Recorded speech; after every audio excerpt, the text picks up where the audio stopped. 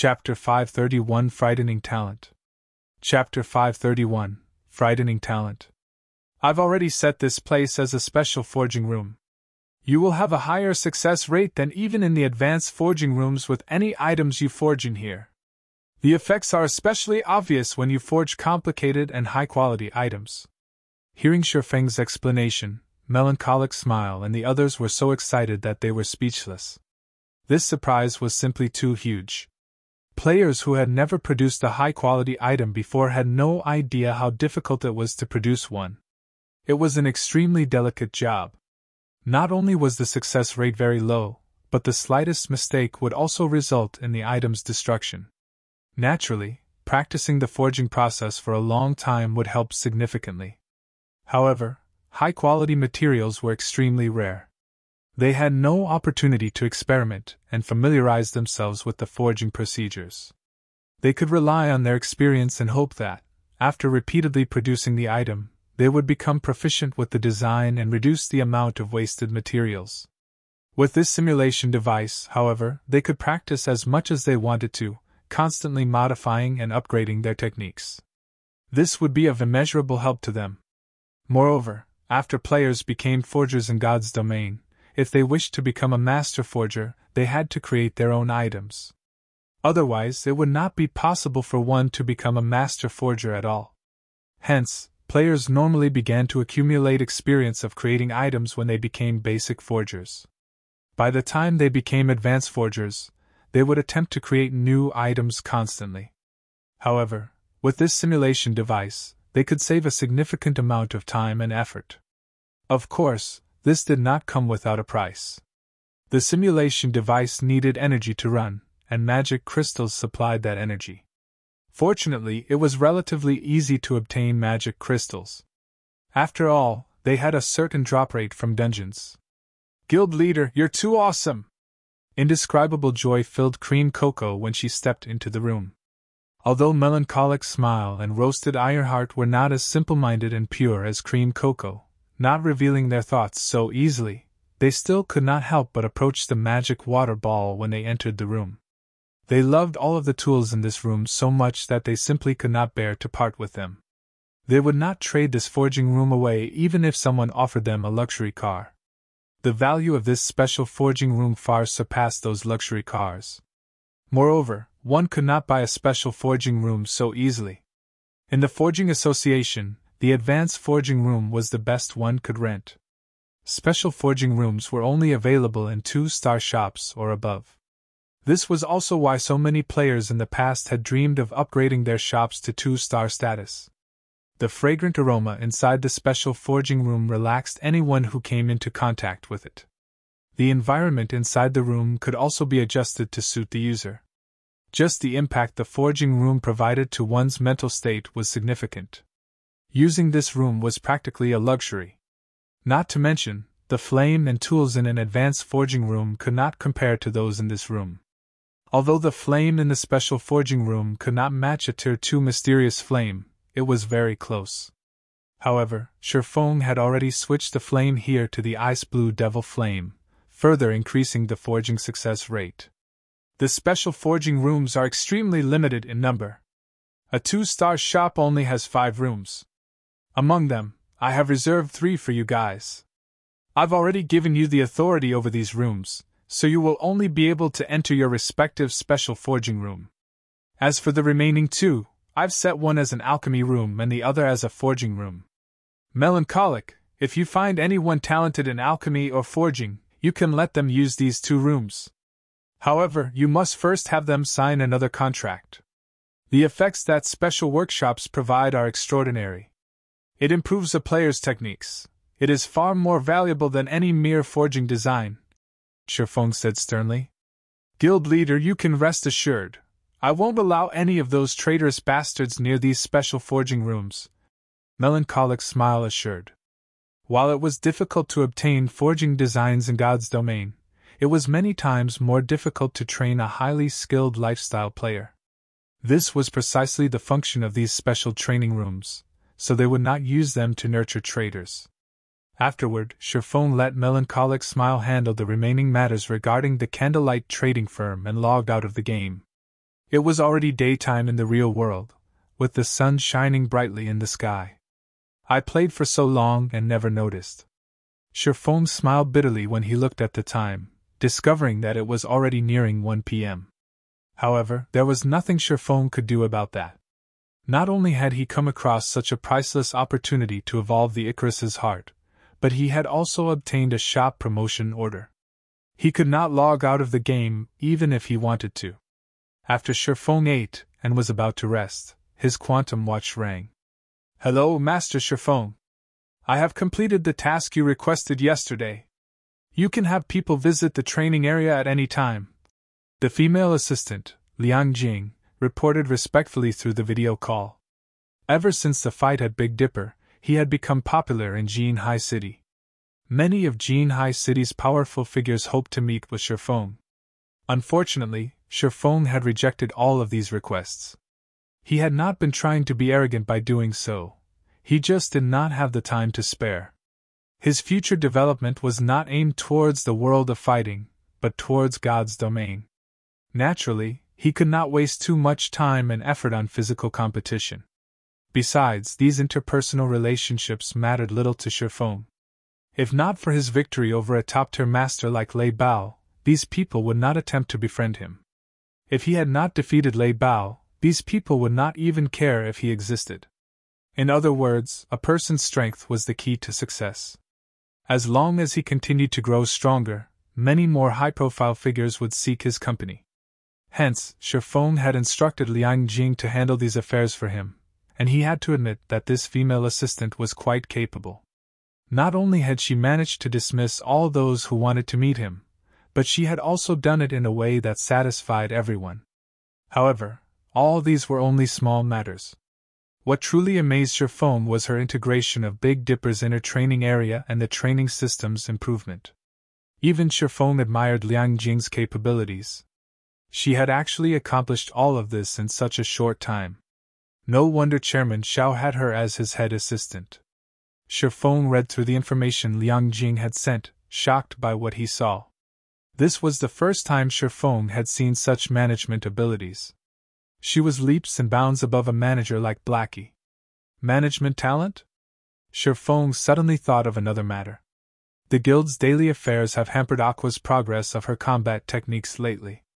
Moreover, I will also need someone to help integrate the Candlelight Trading Firm and Zero Wing.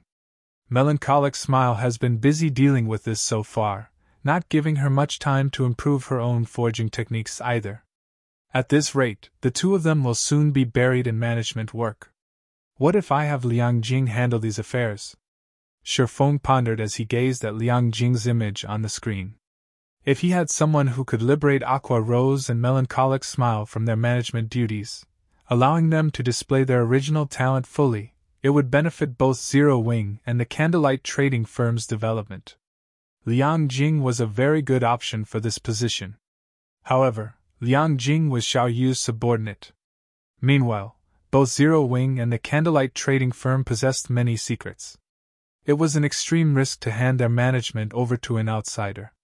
There was also the fact that Sherfong had little to no knowledge of this female assistant. While Sherfong focused on Liang Jing, the latter also noticed Sherfeng's odd gaze, and she could not help her discomfort. He couldn't be. Chapter 532 The Most Powerful Newbie. Chapter 532 The Most Powerful Newbie. Sherfeng's current status in society was worlds apart from what it had been. Although he did not exude any sort of aura, from Liang Jing's point of view, this silence weighed down on her. Previously, she had belittled Sherfong. Although she had not said anything, she had struggled to accept Xiao Yu's instruction to escort a youthful little brat like Sherfong to the assembly hall. Hence, she had purposefully treated Sherfong with a little disrespect.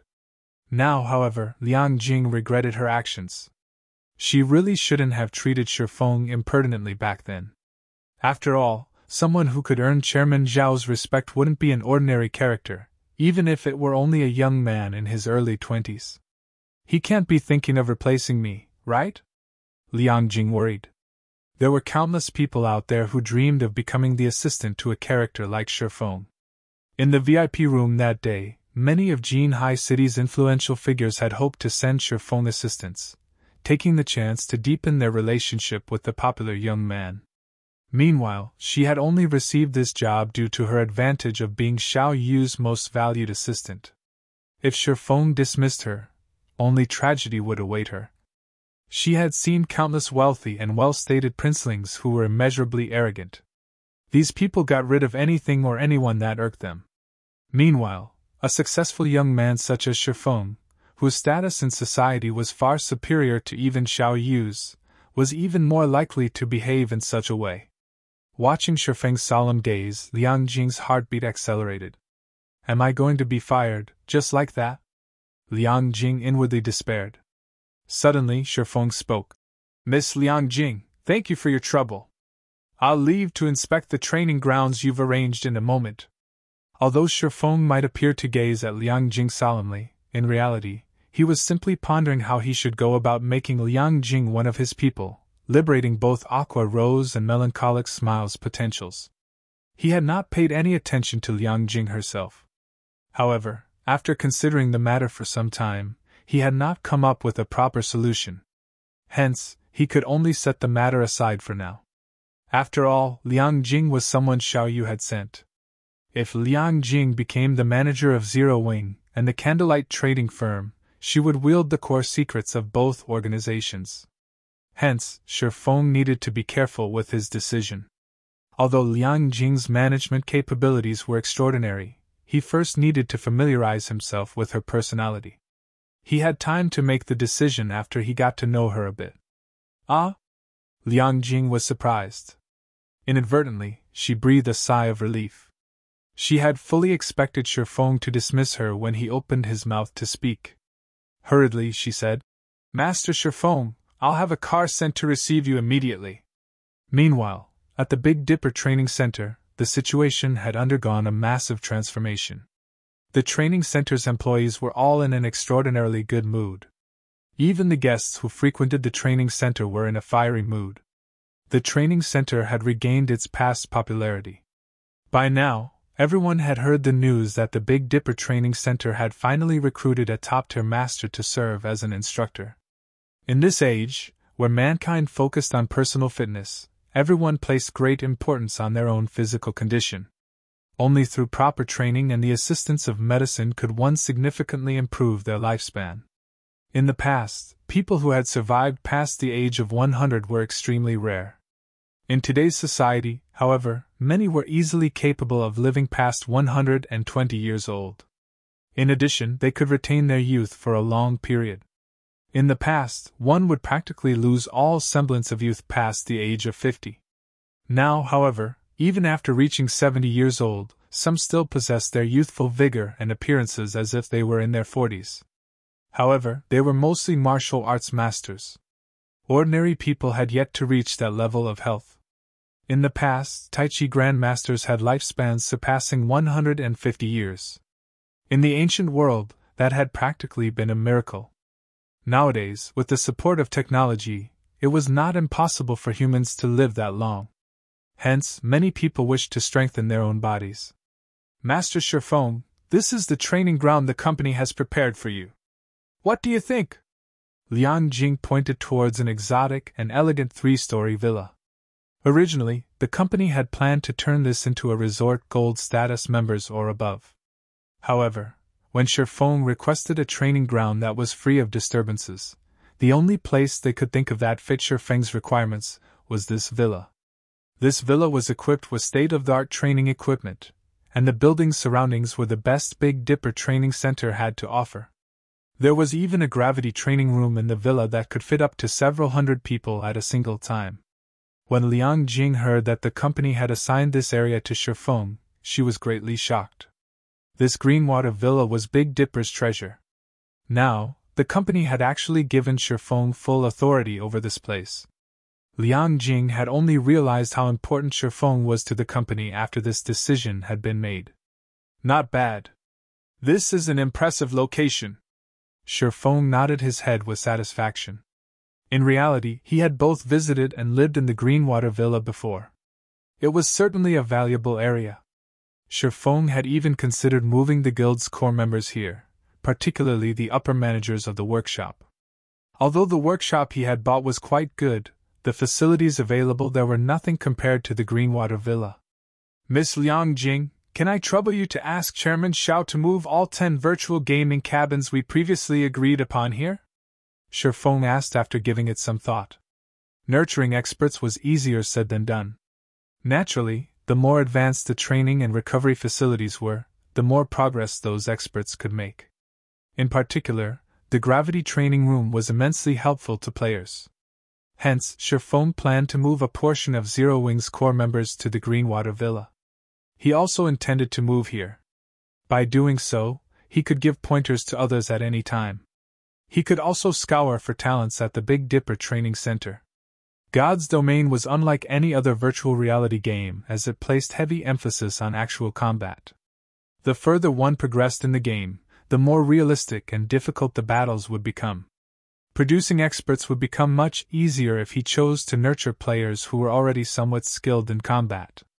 Master Shifeng, please rest assured. I will have the 10 virtual gaming cabins installed in the Greenwater Villa by today. I will have the S-rank nutrient fluids sent over as well, Liang Jing said slowly. The Big Dipper Training Center had already gone all out this time.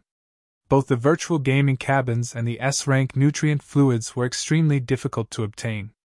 However, in order to rope in Shifeng, they spared no expense or effort. Following which, Shifeng notified Blackie and the other upper managers, having them come to Big Dipper's Greenwater Villa. Brother Feng, am I dreaming? We can really live here? Blackie asked with disbelief when he arrived before the Greenwater Villa. For commoners like himself, the Big Dipper Training Center was a place he could not visit even if he wanted to. Only members were allowed here. As for the villa before him, normal members were probably not even allowed here. Yet now, people like them had the chance to live in this villa. They were merely professional gamers. To a massive existence like the Big Dipper Training Center, they were negligible. Even Fire Dance, Violet Cloud, and the 5 demon generals standing beside Blackie were stunned into silence. They were just commoners in real life. They did not dare consider entering such a high-class location. Even the Zero-Wing workshop Shifeng had established had surprised them. They had never known that a gaming workshop could be so luxurious. Now they were even more surprised. They were actually going to live in such a high-class villa. Everyone had yet to learn about Shifeng being a martial arts master, much less about the fight that made him famous overnight. Big Brother Shifeng, I heard that the daily rental here is very expensive, Violet Cloud worriedly commented. That's right. Normally, each person has to pay several thousand credits per day to stay here. However, from today onwards, this will be Zero Wing's training base. Shifeng nodded. It is not as easy to mingle in God's domain as you think it is. Hence, from today onwards I will work with all of you frequently. However, I will only instruct you on your combat techniques in God's domain.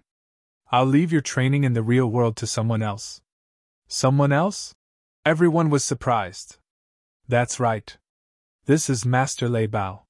He has only recently joined Zero Wing, and from today onwards, he will handle your daily training.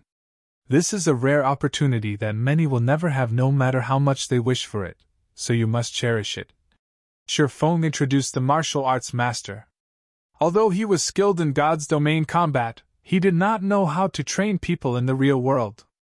On the other hand, Lei Bao was a bona fide top-tier master, someone who was only a short distance away from reaching the realm of Grandmaster. When it came to training people in the real world, Lei Bao was far more qualified than he was. Chapter 533 Overwhelming Force. Chapter 533 Overwhelming Force.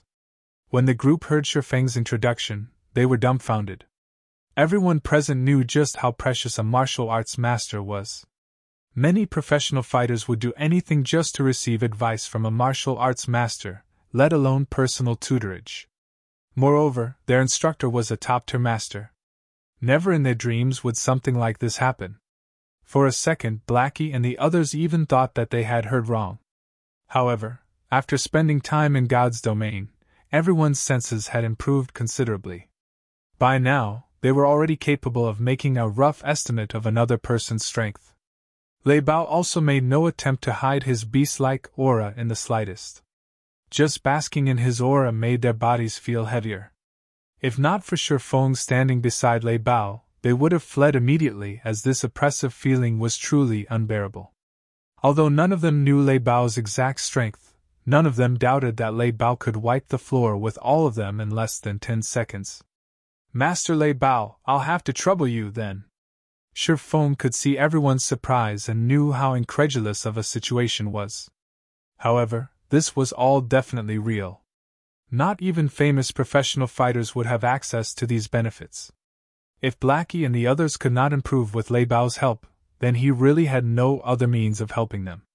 In the past, under Shadow's arrangement, Shifeng had sought out many masters to learn from.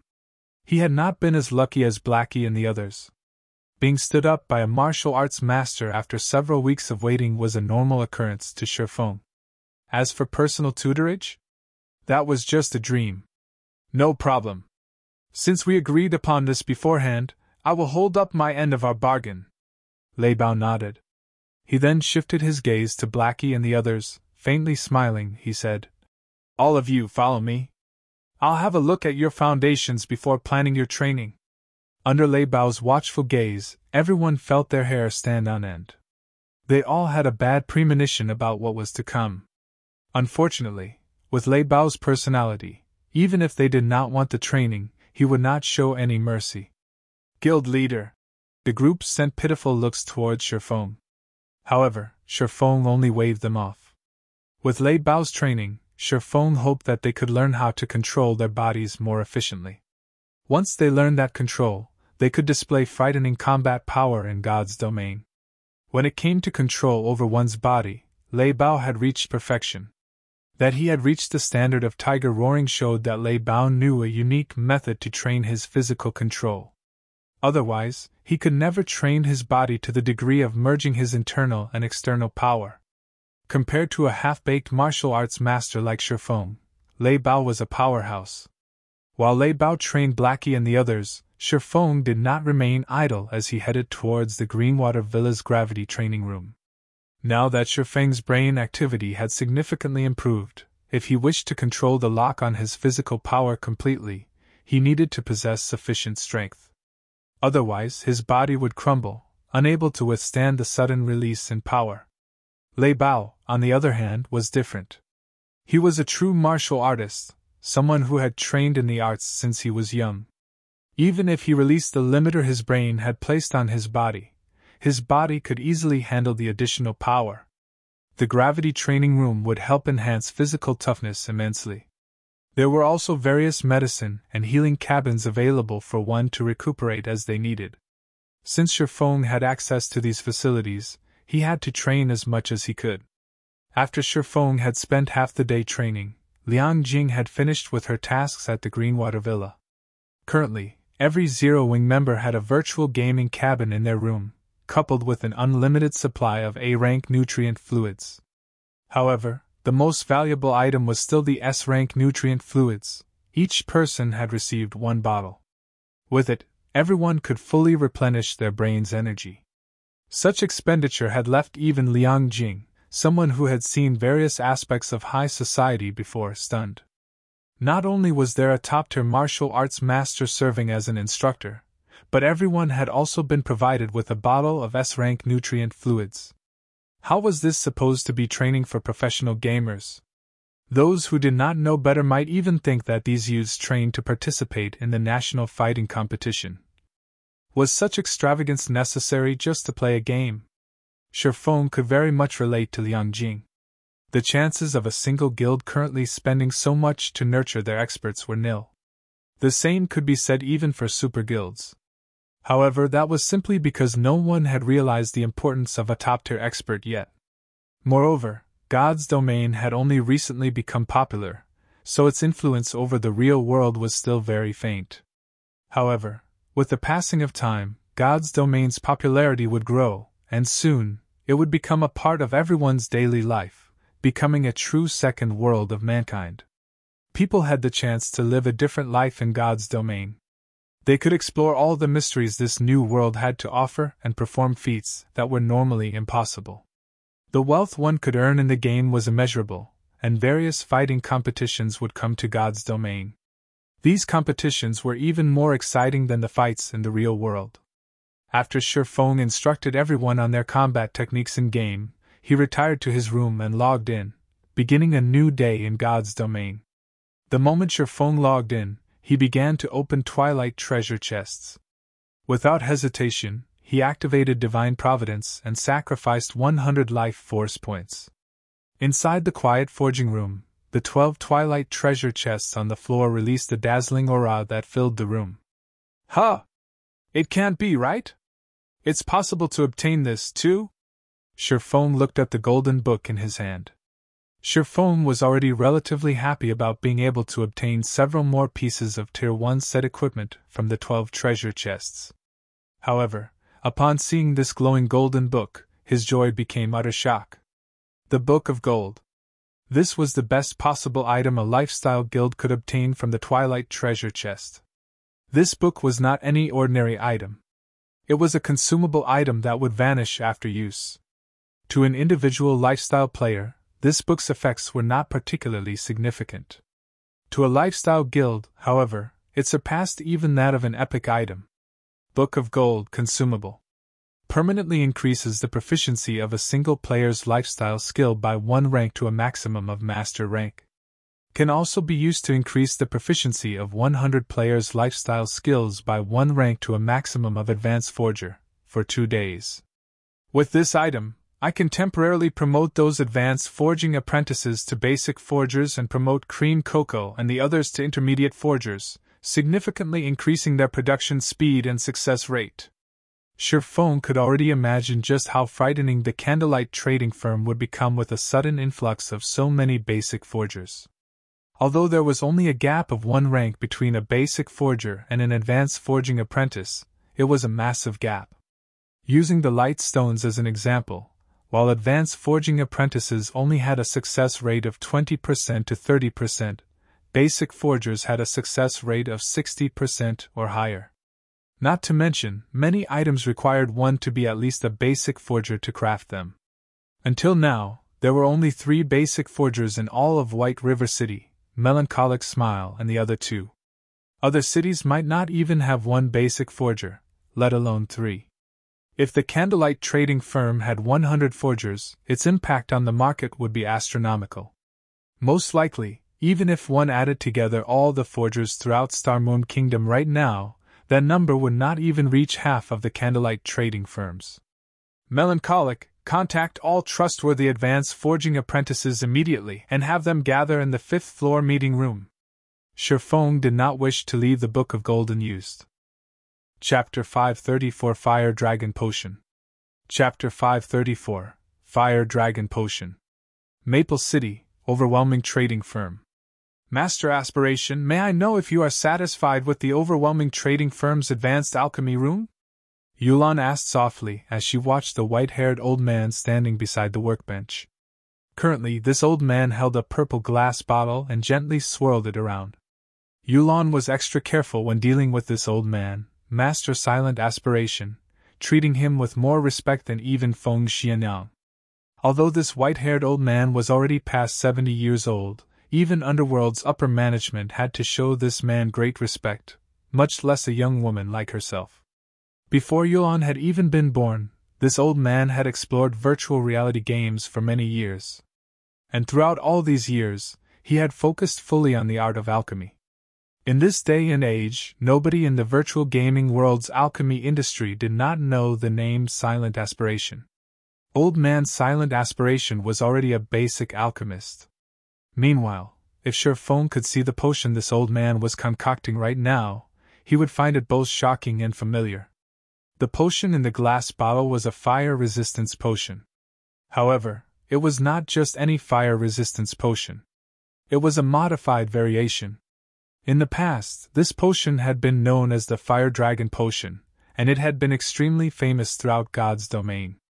Not only did it provide more fire resistance than a basic fire resistance potion, but its duration was also much longer. Most importantly, the Fire Dragon Potion increased a player's strength by 10 points during its duration. The Fire Dragon Potion's effects could also stack to a maximum of 50 strength and 100 fire resistance. To an ordinary player, 50 strength was a significant increase, not to mention experts. Not bad. I never expected that you, little girl, could actually obtain such a good bottle. This has finally allowed me to complete my newly developed potion. Silent Aspiration smiled at the red liquid inside the purple bottle. Satisfied, he said. Sure enough, it is as I surmised. Not only will the fire resistance stack, but the strength bonus will also stack. Seeing as the basic version of the potion already possesses such wonderful effects, let's call this the Fire Dragon Potion. Little girl, consider yourself lucky. Master Aspiration, you truly are amazing. You are actually capable of producing such a powerful potion. May I know the success rate for this Fire Dragon Potion? Yolan's eyes lit up with joy when she saw the Fire Dragon Potion's effects. In order to convince Master Silent Aspiration to come to Maple City and help Overwhelming Smile, she had to go through much difficulty to obtain this set of mysterious iron alchemy equipment. However, compared to the value of this Fire Dragon Potion, a set of mysterious iron alchemy equipment was nothing considerable. Relax. If this old man crafts the potions personally, my success rate is 50%, and though the success rate of other alchemists might be below 30%, the materials I've used to concoct this potion are all common. It won't do much harm to waste some. Silent Aspiration laughed. To develop the Fire Dragon Potion, he had invested a lot of time. Otherwise, he would have long since become an intermediate alchemist by now. Many thanks for Master Aspiration's help. Now that we have the Fire Dragon Potion, as long as we nurture a large number of alchemists, the Candlelight Trading Firm will no longer be a problem, Yulan said confidently. As the creator of the Fire Dragon Potion, Silent Aspiration could distribute its recipe to as many people as he wanted. It would be extremely easy for the Overwhelming Trading Firm to develop a small army of alchemists. Moreover, the Overwhelming Trading Firm would have exclusive rights to sell the Fire Dragon Potion. It was far more precious than any rare forging design or recipe. It was impossible for anyone outside the trading firm to produce it. With this potion, who could possibly challenge the Overwhelming Trading Firm? I've already produced what you requested. Little girl, if you wish to keep me here, you need to remember the secret silver equipment you promised me. Silent Aspiration reminded her. To this old man, nothing was more valuable than refining his alchemy. In particular, the alchemy in God's domain was unbelievable. If possible, he would have immersed himself in research every day. Unfortunately, his equipment was not good enough. Otherwise, he would not have bothered helping Yulan. Master Aspiration, please rest assured. I have already found some clues leading to the set. I believe that it won't be long before we obtain a set of secret silver alchemy equipment for you, Yulan guaranteed. In the meantime, however, I will have to trouble Master Aspiration to produce a few more Fire Dragon Potion recipes. That way, I can earn the money required to buy the alchemy equipment quickly. This is a simple task. Silent Aspiration laughed. As time passed by, the various guilds throughout God's domain no longer competed over dungeons. Instead, they had shifted their focus to competing in trade. This competition only grew fiercer as more time passed. This shift had occurred because everyone had seen just how profitable the Candlelight Trading Firm was. After just 2 short days, many guilds had opened their own shops. Even Ouroboros had opened a shop in Starmoon City, though the shop was nowhere near the central district. However, Gentle Snow had not had much choice. She had seen just how much money the Candlelight Trading Firm raked in every day. By the time Ouroboros collected enough reputation points and coins to purchase a golden land, the Candlelight Trading Firm would have monopolized Starmoon City's trade. So, she made the decision to set up a shop in the city's outer district first. At the very least, the guild could gain a small income of coins this way. Meanwhile, Overwhelming Smile was even more amazing. Not only had the guild set up a shop in Maple City, but it had also opened another shop in White River City, challenging the Candlelight Trading Firm. Young Master Feng, everything has been prepared. At noon, We should have a sufficient stockpile of the Fire Dragon Potion. At that time, our men will announce the sales of the potion throughout White River City. Even if the overwhelming trading firm is not situated in the golden areas, everyone will still swarm the shop. Moreover, the Candlelight trading firm only has 3 people capable of producing the basic strengthened armor kits. When the time comes, it will fall to the overwhelming trading firm. Excellent! Yulan, you've done splendidly this time. You were actually able to obtain something as valuable as the Fire Dragon Potion. With this potion, the overwhelming trading firm will lure a large number of players. We'll reduce the prices for the other products as well. I want to see just how the Candlelight trading firm plans to compete, Feng Xianyang said gleefully. Underworld had money and manpower. They could easily obtain a large stock of materials. In addition to Silent Aspiration's unlimited supply of Fire Dragon Potion recipes, each additional basic alchemist they nurtured would be one more capable of producing the Fire Dragon Potion. Currently, the overwhelming trading firm already possessed 6 basic alchemists. As more time passed, that number would only increase.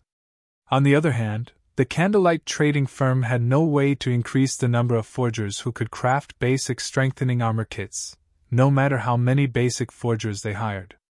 Meanwhile, Candlelight's unsatisfied customers would naturally run to the overwhelming trading firm. After all, many level 25 dungeons required players to have fire resistance.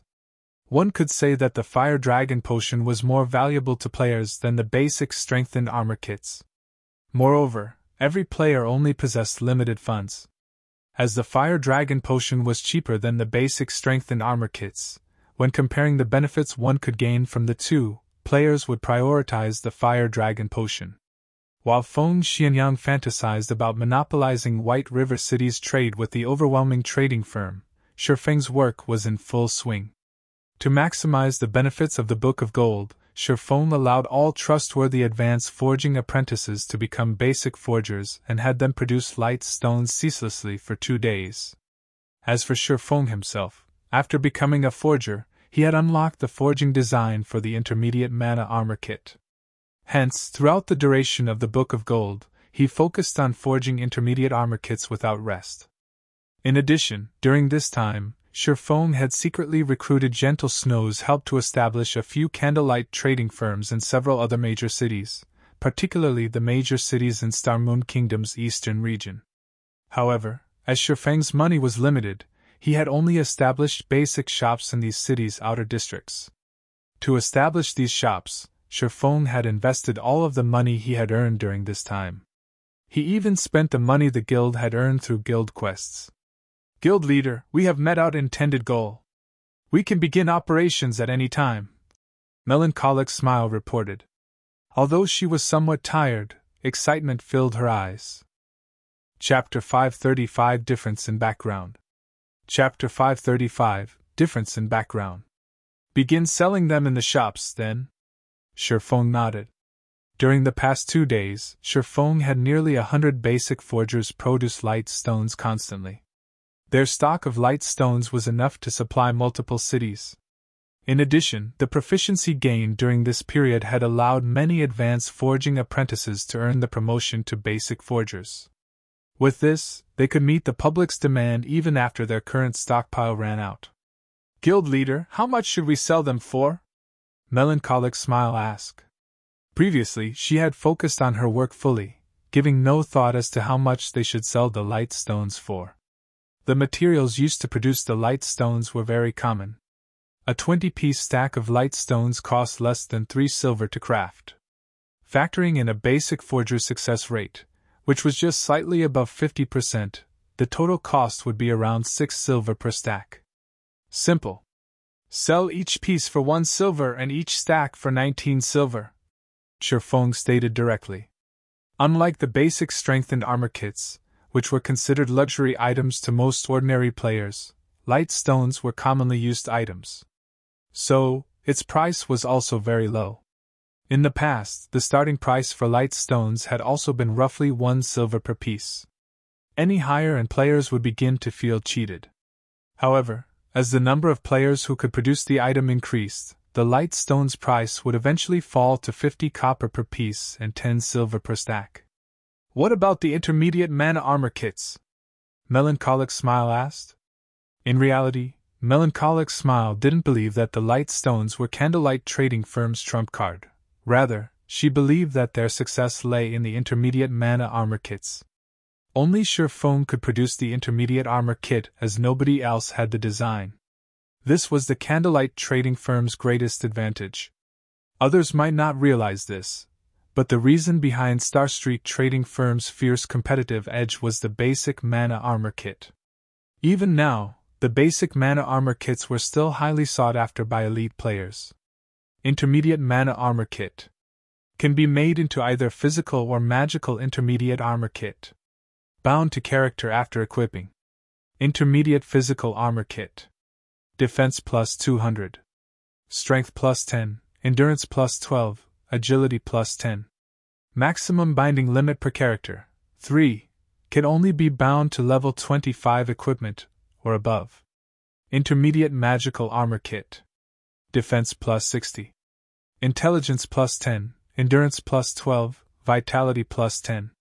Maximum binding limit per character, 3, can only be bound to level 25 equipment, or above.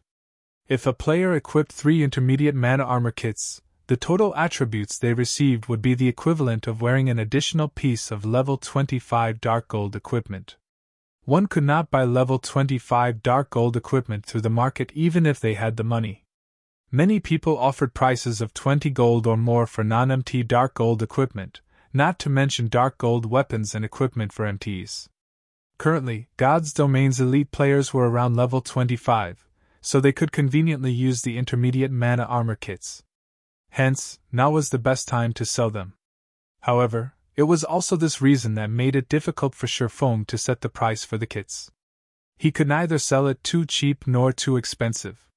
Moreover, there was also the fact that he wouldn't have a lot of free time to produce the intermediate mana armor kits. Let's set them a 5 gold for now, Surefoam said after pondering for a long moment. Although the various guilds currently busied themselves with commerce and had already spent a significant sum of money, they should still possess a small amount of gold. To claim the first clears of large-scale team dungeons, they would have no qualms about spending several hundred gold to equip a team fully with intermediate mana armor kits. Following which, Melancholic Smile began to prepare. Meanwhile, the overwhelming trading firm had also begun selling the Fire Dragon potions. This Fire Dragon potion is awesome. It can stack attributes and fire resistance. With this potion, raiding level 25 team dungeons will be a breeze. The only downside is the price. Each bottle actually costs 10 silver.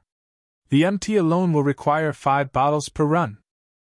Everyone else in the team will have to drink at least 1 bottle as well. What can you do about it? The overwhelming trading firm is the only place that sells this potion. However, if we can successfully raid 10 and 20-man hard mode team dungeons, we will more than earn back the cost.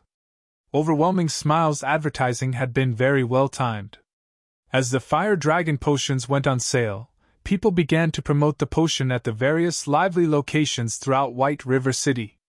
As a result, many teams, who had struggled with the level 25 dungeons that required high fire resistance, grew interested, and they had promptly run towards the overwhelming trading firm to purchase the Fire Dragon potion. Shortly after the Fire Dragon promotion went up for sale, some of the players visiting the candlelight trading firm to purchase daily necessities discovered that something had changed. There were several new counters in the hall on the first floor. Initially, due to the recent increase to candlelight space, the first floor had felt relatively empty. Now, however, it was just right. What is this? Curious players quickly flocked around the new counters. Hello, sir, this is our candlelight trading firm's newest product, the Light Stone. With this item, you won't have to worry about not being able to grind at night. The NPC beauty slowly explained. To ordinary players, nothing was more of a headache than grinding at night. At night, not only was monsters' vision unaffected, but there was also a certain increase to monsters' combat power. On the other hand, players' vision was considerably limited during nighttime, significantly affecting their combat power. However, this was still not the biggest problem. At night, because of the vision problem, it was much easier for monsters to ambush parties. Hence, ordinary players were normally afraid of grinding monsters in the dark. Meanwhile, the light stone just happened to brightly illuminate a large area, allowing players to see as if it were daylight. With this item, not only would monsters' strength remain unchanged, but it was also easier for players to avoid ambushes. Since players would be able to see as normal, they could also fight with their usual combat power, so grinding monsters would be as easy as it was during the day. Crap, there's actually such a good item available? How much is it? A player asked. As this is a new product, we are selling each light stone at the low price of 1 silver coin. You can also buy a stack of 20 at a discounted price of 19 silver coins. The NPC beauty smiled brightly as she spoke. It's so cheap. I want 1 stack. Wait, I want 2 stacks. Suddenly, the players inside the hall began to purchase light stones madly. Although ordinary players did not make a lot of money, they normally formed parties when grinding in the fields. If they split the cost of 19 silver between each party member, they could easily afford the light stones. Moreover, each stack of light stones could last a party up to 2 nights. As long as one casually tallied up the accounts, the majority of the independent players would not miss out on this opportunity. An ordinary party could definitely earn more than 19 silver coins from 2 nights of grinding, not to mention an elite party. Very quickly, news of the light stones spread. Players who received the news immediately disregarded whatever they were currently doing and hurried to the candlelight trading firm. For a time, the light stones became far more popular than the fire dragon potion. What? You're saying that the candlelight trading firm is selling light stones in large quantities? Feng Xianyang was baffled when he heard this latest report from his subordinate. How is that possible? We even have to limit the number of fire dragon potions we sell each day. How could they possibly afford to sell light stones in large quantities? Where are they finding so many people to produce them? He had spent more than 50 million credits just to poach the 3 people capable of producing the light stones from the candlelight trading firm, yet, now, the trading firm was still able to offer so many light stones. How could he possibly believe such a ludicrous report? Wasn't that item extremely rare and precious? How could there be so many light stones suddenly popping up? Even if the 3 forgers of candlelight focused on producing light stones without rest, it would not be possible to produce so many. Young Master Feng, this information has been verified. It is real. Based on our initial estimates, more than 1,500 stacks of light stones have already sold. Even so, the candlelight trading firm continues to sell them without limit. Now, many of the overwhelming trading firm's customers have already run to the candlelight trading firm to shop. Shit! They scammed me of more than 50 million credits. They will pay for this. At this moment, Feng Xianyang finally came to a realization. The previous 3 advanced forging apprentices had been a trap set by the candlelight trading firm. He had lost over 50 million credits, just like that. Moreover, it had all been his own money. Instruct someone purchase light stones immediately. Buy as many as you can. I don't believe that they have an unlimited supply. Feng Xianyang commanded furiously. Chapter 536 Unshakable. Chapter 536 Unshakable. Under Feng Xianyang's command, Yulan, who was currently in Maple City, gave a new command. Reduce their prices further. Miss Yulan, we won't earn much money if we reduce our prices any more than this. A female assistant cautioned. I don't want this either. Yulan shook her head helplessly. The candlelight trading firm's new move is simply too effective. It actually obtains such a valuable product. Both ordinary players and elites require this light stone.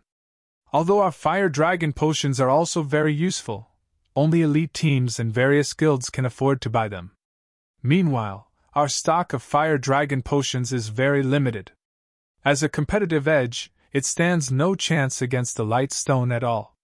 If they wanted to lure players to the overwhelming trading firm, their only option was to do so with their common products. Right, from this moment onwards, halt all sales of the Fire Dragon Potion in White River City, Elon said after giving it some more thought. Their supply of Fire Dragon Potions had already been insufficient to meet the demands of Maple City. Now that they had opened a shop in White River City as well, their stock had stretched even thinner, further reducing the overwhelming trading firm's competitive edge. Moreover, there was a city tax imposed for selling the Fire Dragon Potions in White River City. This was also a considerable expenditure. So, now, their best option was to maintain the overwhelming trading firm's competition in Maple City above all else. Understood. The female assistant then left the meeting room. Overwhelming trading firm's price reduction on its common goods had indeed attracted more ordinary players. Common items such as whetstones and advanced whetstones, various food and beverages, regeneration potions and mana recovery potions, basic scrolls and more were must-have items when grinding in the fields. Now that the overwhelming trading firm offered a 40% discount on these items, many ordinary players ran to its shops to purchase these items. For a time, the weakened overwhelming trading firm in Maple City suddenly stood on equal footing with the Candlelight trading firm. The Candlelight trading firm had the basic strength and armor kits and the light stones. The overwhelming trading firm possessed the Fire Dragon Potion and discounts on common goods. This situation overjoyed Maple City's players. While the Candlelight trading firm did not possess too large of an advantage in Maple City, in other cities, however, it was an entirely different story. The trading firm was like the sun at high noon in these cities. Because of the light stones, a large number of players swarmed the Candlelight trading firm's shops. Most of these players might have initially arrived with the intention of only purchasing the light stones. However, upon seeing the wide array of products the trading firm offered, they fell prey to temptation and bought other items as well.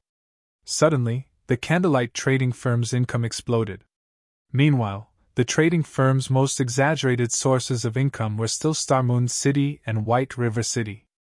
As the Candlelight trading firm had set up its shops on these two cities' golden lands, it had instantly become an unshakable player-owned trading firm there. The traffic other player-owned trading firms enjoyed was nothing compared to what the Candlelight trading firm saw. Starmoon City and White River City were Starmoon Kingdom's first and second most populated cities, respectively. Naturally, the income they could offer was astonishing. In a short few hours, the Candlelight trading firm had earned over 1,000 gold. Guild leader, why don't we set up a few more shops in other cities? Melancholic smile suggested when she saw the trading firm's profits. This was only the income from 7 cities. If they set up a shop in every city throughout Starmoon Kingdom, there is no rush. Right now, we are relying on the light stones produced by almost 100 basic forgers to barely meet the demands of these 7 cities. If we expand any further, it will do more harm than good. We should focus on nurturing a large number of forgers and alchemists, Shifeng said with utter calm. As for the income of over 1,000 gold in just a few hours, Shifeng did not consider it odd in the least. However, players only purchased the light stones in large quantities at the moment due to their lack of the item. Once they had their own stock, they would only need to purchase them to resupply.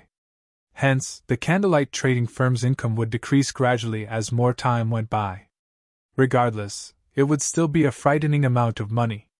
Guild leader, what about the intermediate mana armor kits? Melancholic smile asked. Previously, Shifeng had told her to hold off on offering the kits for sale, confusing her. Have you not noticed that someone in White River City is buying light stones in absurd quantities? Shifeng laughed. There seems to be someone like that. When I examined the statistics, I discovered that someone had purchased 500 stacks in one go for a total of 95 gold. Afterward, 2 others had purchased 300 stacks and 400 stacks, respectively.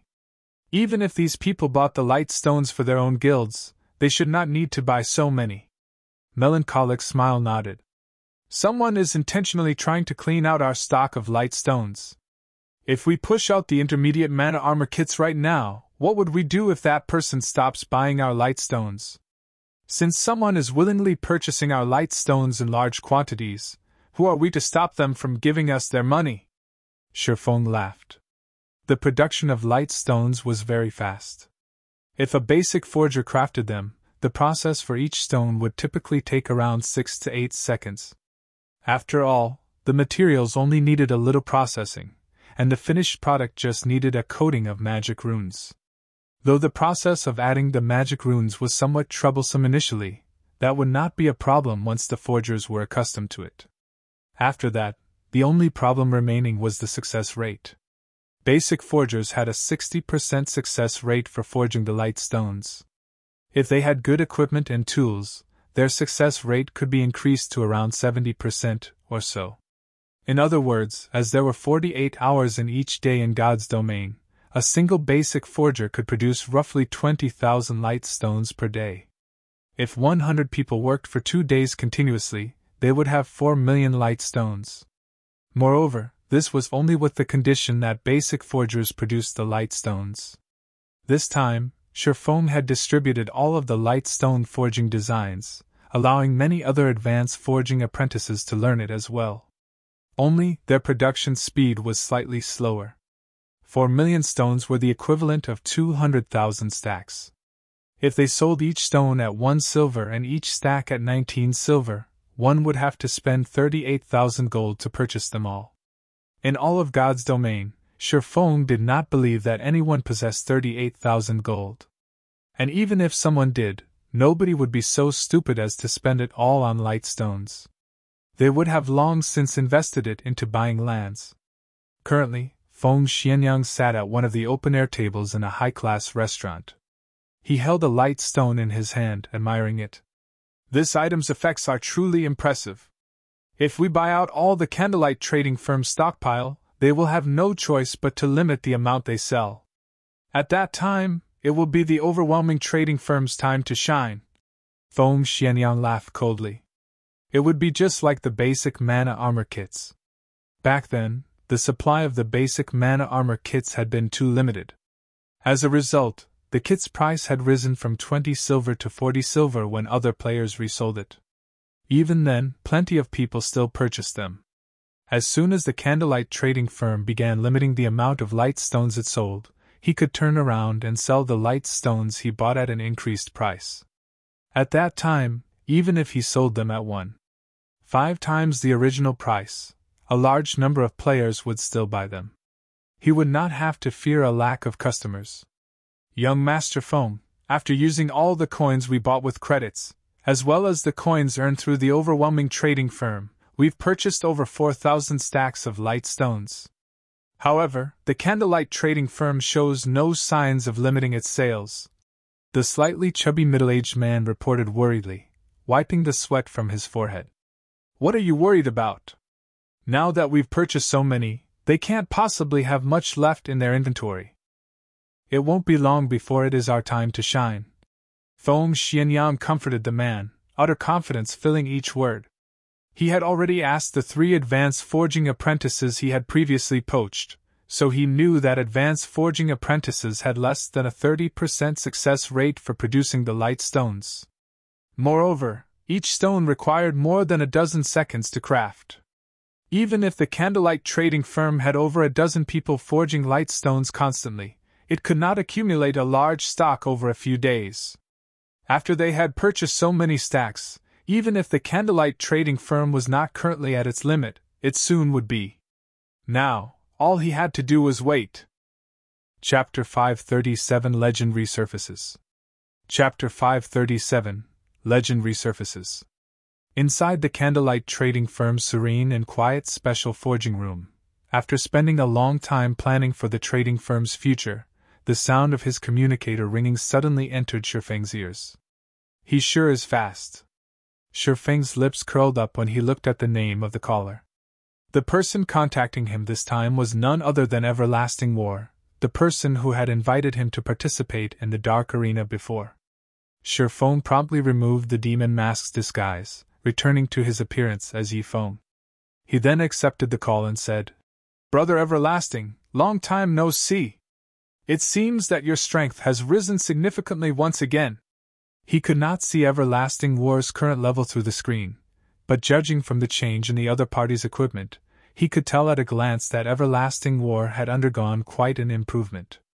The last time Sherfone saw the Guardian Knight, Everlasting War was geared in a mix of fine gold and dark gold equipment, with the latter numbering only 3 or 4 pieces. Now, however, the majority of his equipment was giving off the glow effect of dark gold equipment. One could easily imagine how much his combat power had increased. Everything I am wearing right now came from the corporation. As long as Brother Yifeng officially joins the battle team, the corporation will naturally give you their full support as well. Everlasting War laughed. He was delighted with the equipment he was wearing right now. Otherwise, he would not have purposefully revealed their special effects. In reality, his objective in showing off his equipment was to display to Sherfone the strength of the corporation sponsoring their battle team. Such strength was indeed not something the guilds that one could find in the game could compare with. Take level 25 dark gold equipment for example. In the current god's domain, such an item was scarce, and every piece could sell for an astronomical amount. Moreover, even if one could afford it, there was no guarantee that they would have a chance to buy one. Even first-rate guilds only possessed several pieces. On the other hand, the majority of Everlasting War's equipment was level 25 dark gold equipment. The force backing him was evidently powerful. The time and venue for the test have already been set. It will be held 4 days from now in the Beast Empire's capital city, Beast City. At that time, you only need to come to the underground arena of Beast City. I will be waiting for you there, Everlasting War said, his expression suddenly turning serious. I hope that Brother Yifeng treats this matter seriously. During these 4 days, try to improve your equipment's quality as much as possible. I've heard that the higher-ups of the corporation have also found quite a few experts to participate in the test this time around. Among them, a few even possess powerful backers themselves, and they are mostly apex experts of the virtual gaming world. The competition this time is sure to be very intense. However, as long as you manage to pass it, the treatment you will receive will surely exceed your imagination. Thank you for your reminder. I will make sure to arrive on time.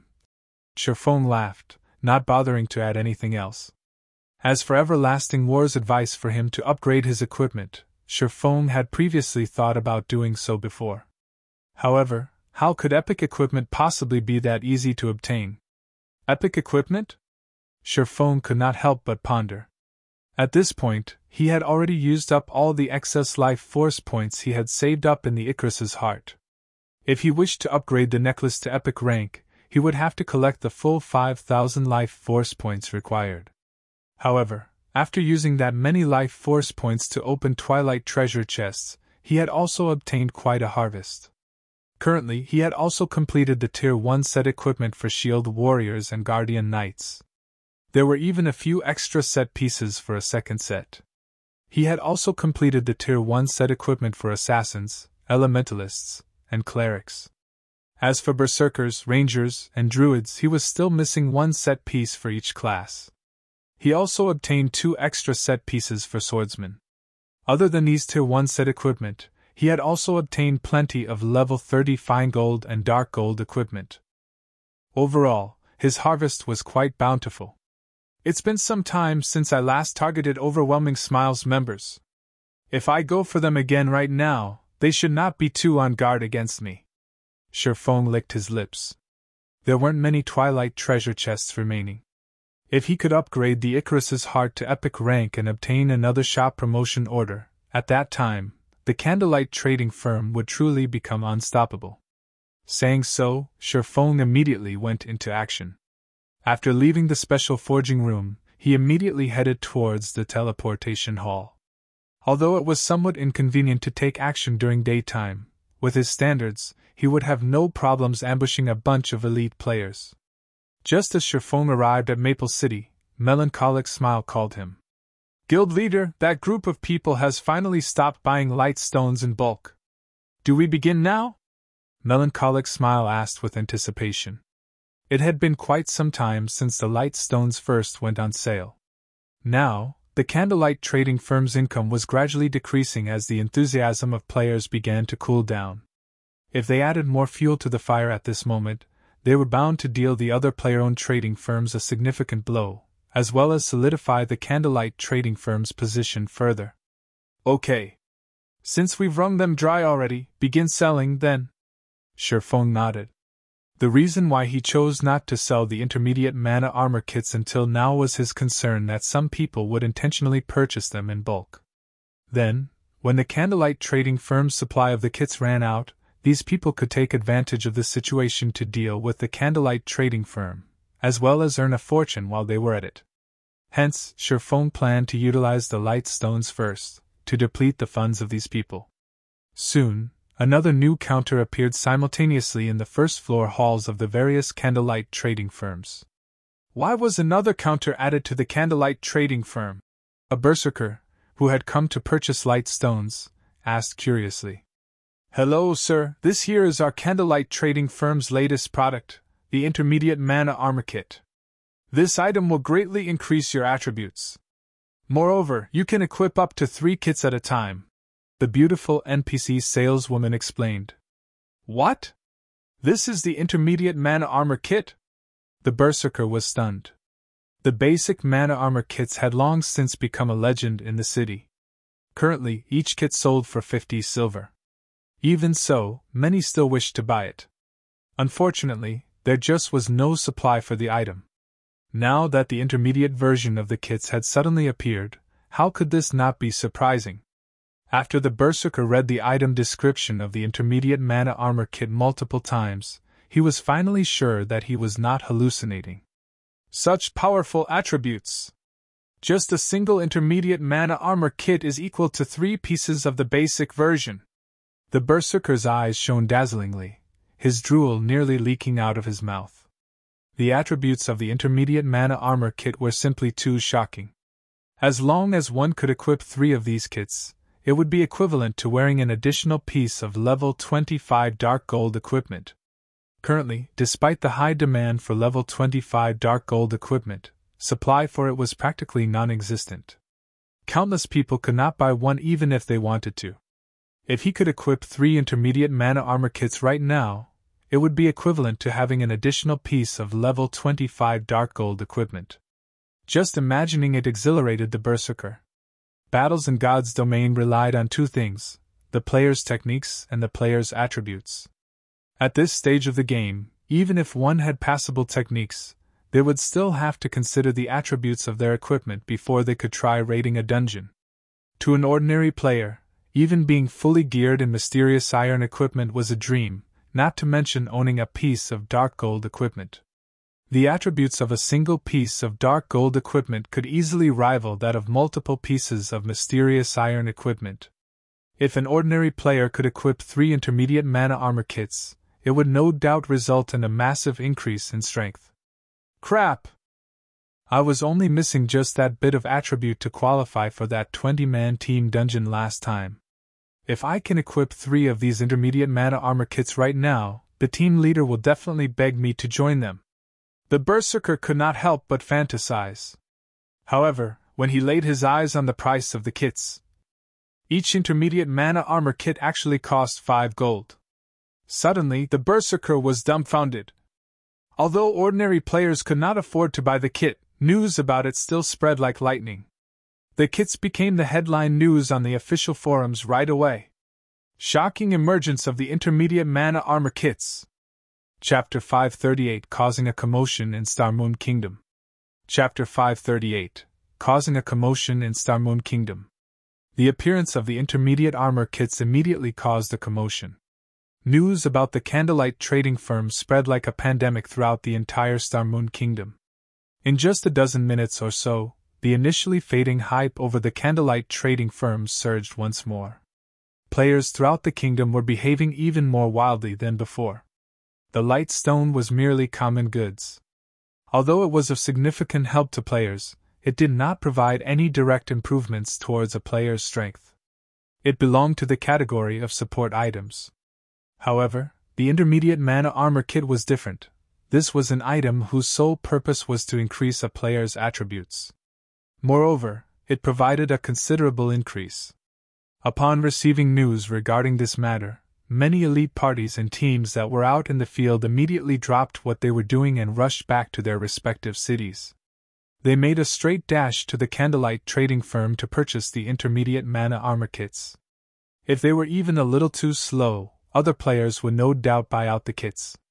It would be just like the basic mana armor kit, which had already passed into legend. According to the legend, many players who had managed to purchase the basic mana armor kits when they were initially released had already become experts by now.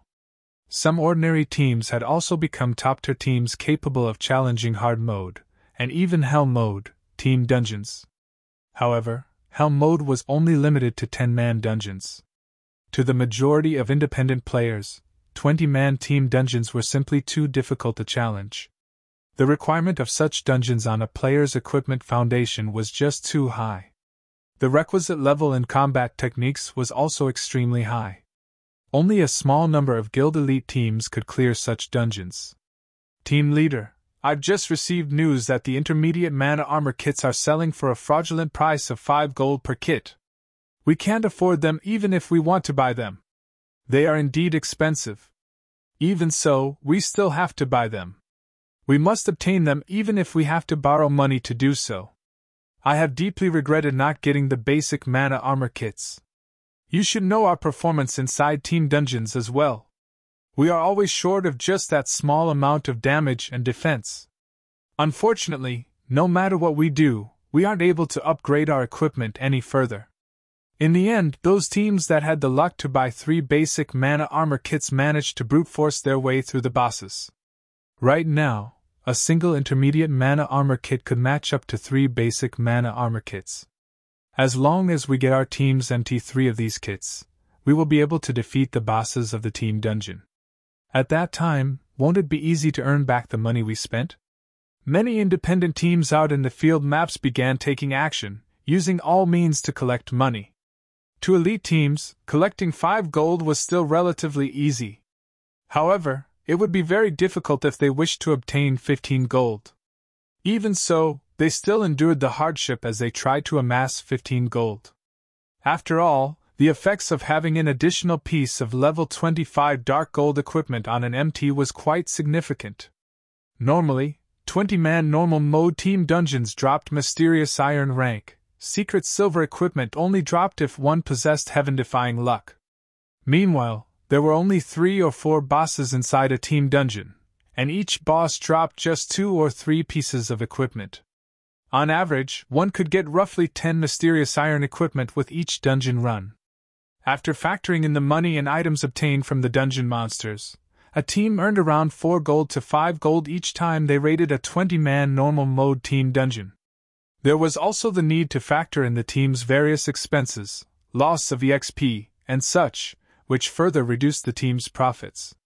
Not to mention, the team's 20 members would split this profit. In the end, each member of the team would receive only a meager amount of money. However, the income one could obtain from a hard mode team dungeon was significantly higher. The bosses inside such a dungeon would drop at least 1 secret silver equipment with nearly a 100% certainty. There was even the possibility of bosses dropping 2 or 3 pieces of secret silver equipment at the same time. Even the monsters of the dungeon had a fixed chance of dropping mysterious iron equipment.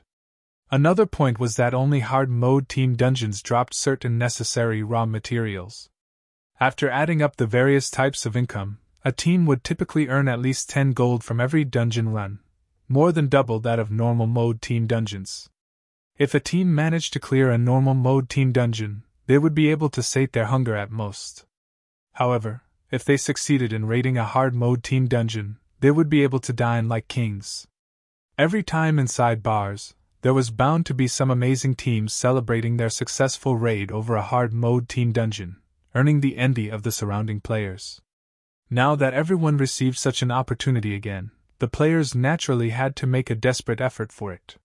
For a time, players swarmed the candlelight trading firm. However, a majority of the players who came were only here to act as a placeholder for now. That was right, a placeholder. The teams backing these players were currently still in the midst of collecting money.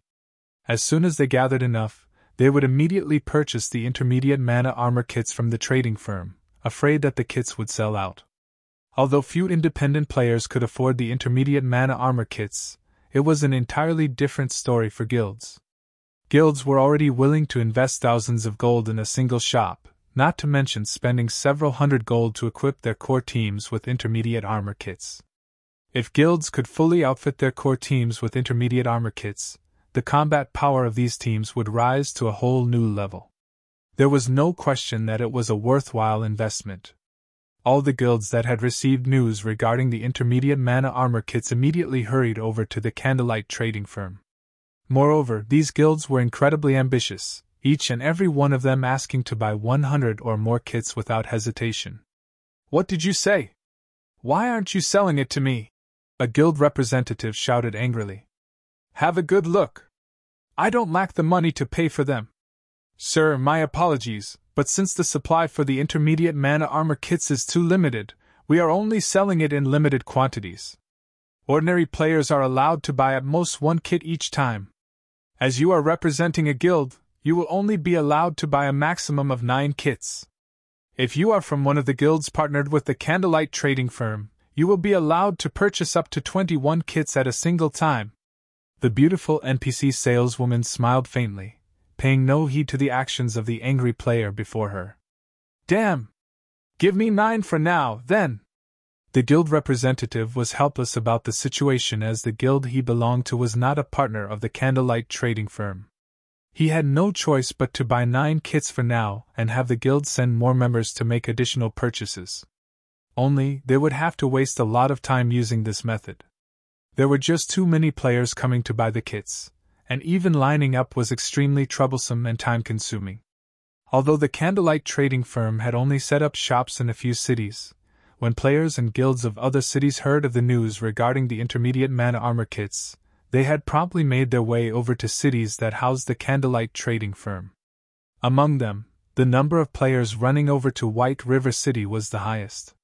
The candlelight trading firms based in White River City had the largest allocation of intermediate mana armor kits. That number was practically the total of all of the branch shops. Hence, many players from the various major cities and guild representatives all came over to White River City. Moreover, this allocation was something Sherfong had deliberately instructed Melancholic Smile to do.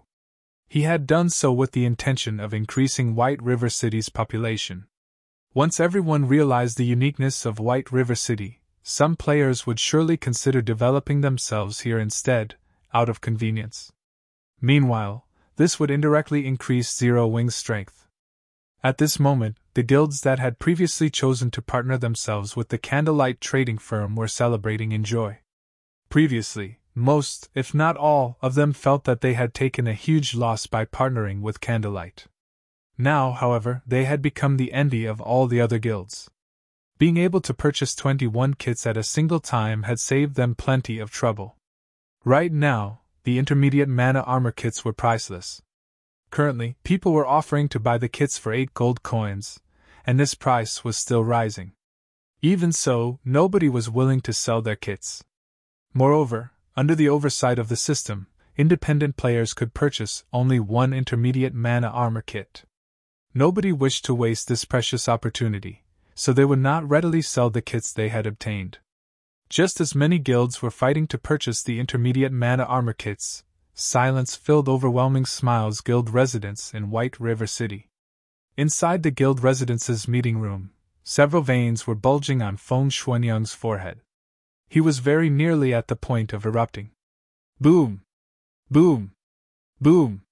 Feng Xuanyang violently slammed his fists down on the wooden table, and after a few consecutive blows, even the wooden table shattered. Young Master Feng, you must calm down! Calm down? How do you want me to calm down? Feng Xuanyang's eyes had already turned blood-red by now. If possible, he wished he could devour the candlelight trading firm whole, right this instant. In order to purchase the light stones in large quantities, he had invested another 100 million of his own money. Meanwhile, he had done so with the intention of earning back the 50 million he had previously lost.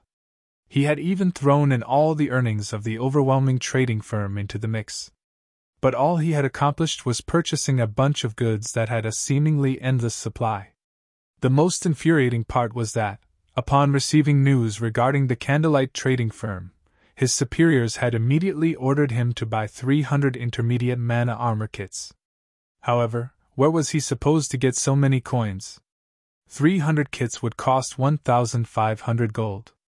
Previously, he had indeed possessed this amount of money. Now, however, it was already gone. Chapter 539 Dominant Force. Chapter 539 Dominant Force. Young Master Feng, if there really is no other way, then let's sell the light stones we bought cheaply. This way, we can get back most of the money we lost. Sell them cheaply? Feng Xianyang pondered. He had indeed thought about this method before. However, who would want to buy them? Currently, everyone had their eyes on the intermediate mana armor kits, throwing everything they had into accumulating money. Since the appearance of the intermediate mana armor kits, even the exchange rate for coins had risen significantly. How could anyone possibly bother to buy light stones? Even if someone were to buy his light stones, just how many could he possibly sell? He had a full 10,000 stacks piled up in his hands right now. Forget it. If I have to make a loss, so be it. I have to complete the task the higher-ups gave me. Sell the light stones at a 20% discount then. Sell as many as you can. Even if we can't sell them all, we can at least make some trouble for the candlelight trading firm. Feng Xianyang sighed. The management of Underworld was extremely strict. If he did not complete his assignment, the consequences would be very severe.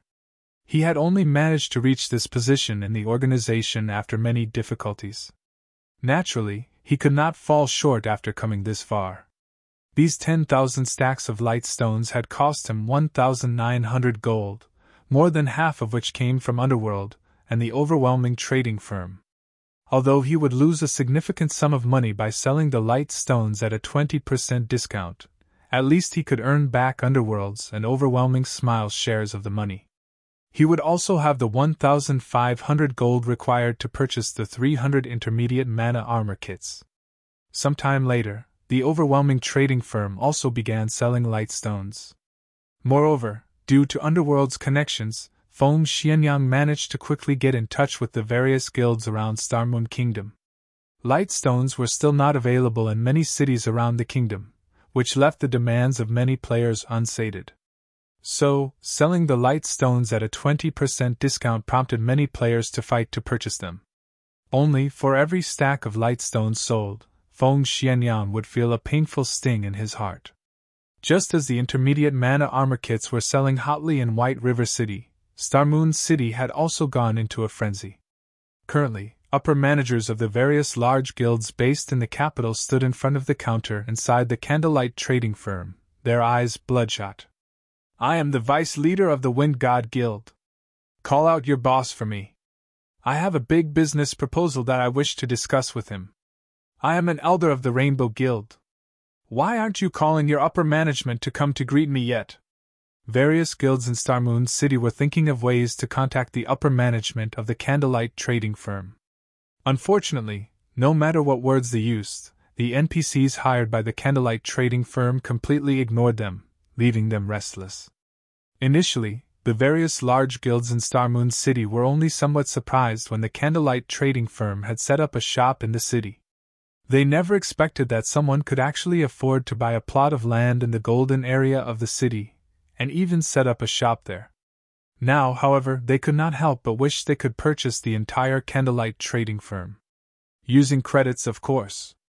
If they had to buy using coins, even if they added up the funds of every guild in the city, they would not be able to afford to buy the trading firm. Guild leader, I've received information stating that the candlelight trading firm's main branch is in White River City. Although the firm has set up a shop in the capital, its management seems to be based at White River City. A graceful and elegant female elementalist reported to the strong and dignified-looking man beside her. Meanwhile, inside a coffee shop a short distance away from the candlelight trading firm, many male players had promptly shifted their gaze to this tall beauty upon noticing her. In this day and age, with the popularity of nutrition and fitness, one could easily find handsome men and beautiful women. However, it was still extremely difficult if one wished to have a top-tier beauty accompany them inside the game. Not to mention, that beauty appeared to be that man's young secretary. "Bro, when do you think we can live like that guy?" A level 24 Guardian Knight muttered enviously. "What nonsense are you spouting?" The level 25 Ranger beside the Guardian Knight scoffed. "Do you know who that man is? Isn't he just a little rich? What's there to be proud of? If I had that kind of money, beauties would surely throw themselves at me. I could also look for a group of little secretaries to play God's domain with me." The Guardian Knight replied with disdain. "Look at yourself. It's no wonder you've been in this pitiful state all your life." The level 25 Ranger slowly explained. "Let me tell you, that man is not just some useless Prince Charming. He is someone who has achieved success due to his own efforts. Moreover, he's only 34 years old. I am also certain that you have heard of his name before." "What's he called?" the Guardian Knight asked curiously. "He's the Star Alliance's guild leader, Galaxy Past." The Ranger laughed. He then looked towards the woman standing beside Galaxy Past, adding, "That beauty is also no ordinary person. She is Purple Eye. She was ranked 931st in the latest God's Domain ranking list. Although her rank is lower than Red Feather's, her strength is even superior to his. Do you think you can hire such a beautiful expert as your secretary just because you have money?" The Guardian Knight fell silent, no longer daring to speak another word. Star Alliance was currently one of the 2 top guilds in Starmoon City. However, as Ouroboros recently had a change in leadership and was facing problems with internal strife, Star Alliance had more or less become Starmoon City's #1 guild. He would simply be seeking his own death if he dared to fool around with Galaxy Past's little secretary inside Starmoon City. He might even end up returning to level 0 in the very next day. "Guild leader, do you think they are talking about you?" Purple Eye laughed. "How could it possibly be me? They are clearly talking about the great beauty at my side." Galaxy Past laughed. "All right, ignore them. We have more important matters to address. Now that the intermediate mana armor kit has appeared, nobody in Starmoon Kingdom can afford to sit still and do nothing. It seems that we'll have to make a trip to White River City. Starmoon Kingdom's eastern region has always been secretly controlled by that mysterious organization named Underworld. We have always minded our own business. If we head over to their territory right now, I'm afraid that it would bring about negative effects," Purple Eye warned. "I don't care. If we let Underworld monopolize the intermediate mana armor kits, what will we do about our development then?" A cold glint flashed across Galaxy Past's eyes as he said, "In reality, Underworld has long since been an eyesore. Unfortunately, the organization's strength is altogether too massive and extensive. It has spread its influence across multiple kingdoms, and even into the Black Dragon Empire. So, before this, I would only avoid looking for trouble with Underworld if possible. However, if Underworld thinks it can monopolize the intermediate mana armor kits, they can think again." The impact of the intermediate mana armor kits was too massive. Just being able to have every member of their core team receive the attributes of an extra piece of level 25 dark gold equipment was already very frightening. Moreover, these kits would not drop upon death. If they could equip even their guild's elite members with these kits, their guild would practically be invincible. Meanwhile, inside Ouroboros' guild residence. "Snow, are you really going to go?" Zhao Yueru asked, her brows knitted together. "We've just managed to stabilize the situation over here recently. If you head over to White River City, it would be troublesome if someone tries something in Starmoon City while you are away. Yueru, you should know that I don't wish to leave at such a time either. However, I must make a trip there personally for this matter." Gentle Snow shook her head. "I'll leave this place to you for now. I'll try to return as quickly as possible." At the same time, the upper managers of the various large guilds in Starmoon City had also begun bringing along their men to White River City. Chapter 540 Grand Gathering. Chapter 540 Grand Gathering. While Shifeng hunted and harvested members of Overwhelming Smile, White River City had become the focal point of Starmoon Kingdom. Many upper managers from first-rate and second-rate guilds had arrived in White River City. What's going on? Why are so many guilds in White River City? I've never seen many of them before. I heard that they've come to partner with the Candlelight trading firm. There are even guilds from the surrounding kingdoms, including the Black Dragon Empire, who have shown up, let alone Star Moon Kingdom's guilds. Weren't others saying how Empire players were much stronger than Kingdom players? That doesn't seem to be the case to me. In the end, haven't they still come over to our White River City for some advantage? They've only come here because of the Candlelight trading firm. Look at the other kingdoms. Which one of them possesses a shop that sells intermediate mana armor kits? Right now, nobody has any level 25 dark gold equipment for sale at all. Meanwhile, the intermediate mana armor kits are even more powerful than level 25 dark gold equipment, and the Candlelight trading firm can produce it in large quantities. Having it and not can make a huge difference to dungeon raiding progress and PvP fights. Naturally, these guilds realize how important such an item is. The players filling White River City's streets and alleyways discussed the large number of guilds gathering in White River City, and a sense of pride bloomed in their hearts. No one would have thought that a lifestyle guild could possess so much influence. Damn! Why have so many people come here? At this moment, Feng Xianyang watched the growing number of guild representatives enter the Candlelight trading firm, wrathful flames burning in his eyes. To collect the required 1,500 gold, he had gone through a lot of trouble to sell the light stones.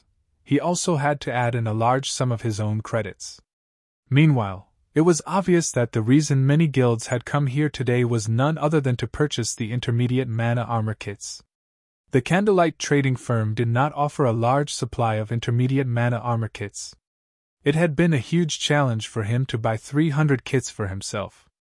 Now that more competitors had appeared, his chances of fulfilling that quota had shrunk further. Among the guilds that had arrived, the Dragon Phoenix Pavilion from the Black Dragon Empire was the most powerful. It was the first-rate guild that was the closest to becoming a super guild. Unfortunately, the pavilion was younger than those true super guilds, having been established later. Otherwise, it would have joined the super guild's ranks by now. Meanwhile, the force and financial prowess backing the Dragon Phoenix Pavilion was no less than that of an organization like Underworld. Currently, the pavilion was the Black Dragon Empire's #1 guild. Other first-rate guilds stood no chance against it. The Dragon Phoenix Pavilion had sent one of its 2 pavilion masters, the Dragon Pavilion Master, as its representative. In the guild, the Dragon Pavilion Master's status was only below that of the Great Pavilion Master. The Dragon Phoenix Pavilion's management style was different from other guilds. Normally, a guild's management personnel consisted of the guild leader, vice leaders, elders, and so on. On the other hand, the Dragon Phoenix Pavilion could be split into 2 pavilions, the Dragon Pavilion and the Phoenix Pavilion. Each pavilion was the equivalent of a single guild, and both pavilions developed themselves independent of each other. Meanwhile, a pavilion master governed each pavilion. One could say that the pavilion masters were the equivalents of the guild leader of a guild. Moreover, the influence each pavilion wielded equaled that of a top-tier first-rate guild. With both pavilions merged, one could just imagine how powerful the Dragon Phoenix Pavilion was. The Great Pavilion Master managed the coordination between the 2 pavilions. This Great Pavilion Master was extremely mysterious and secretive. Even until now, there had yet to be anyone who knew the Great Pavilion Master's identity. However, the fact that this person was capable of managing 2 first-rate guilds at the same time showed how capable they were. "Young Master Feng, we should be celebrating," the slightly chubby man beside Feng Xianyang said, smiling. "Celebratory alcohol, what are you trying to say?" Feng Xianyang frowned, saying, "With so many competitors here right now, how will I possibly be able to buy 300 intermediate mana armor kits?" "Young Master Feng, hasn't our initial goal been to defeat the Candlelight trading firm and establish our own trade empire in White River City?" Celebratory alcohol slowly explained. "If only little fish and shrimp visit the firm, it would indeed be a good thing for the Candlelight trading firm. However, those who have arrived are all tigers and leopards, This is not good news for the trading firm. Think about it. The people that have shown up are either here to purchase the Candlelight trading firm or seek a partnership. However, who doesn't want to monopolize the intermediate mana armor kits for themselves? It is especially true for the people from the Dragon Phoenix Pavilion.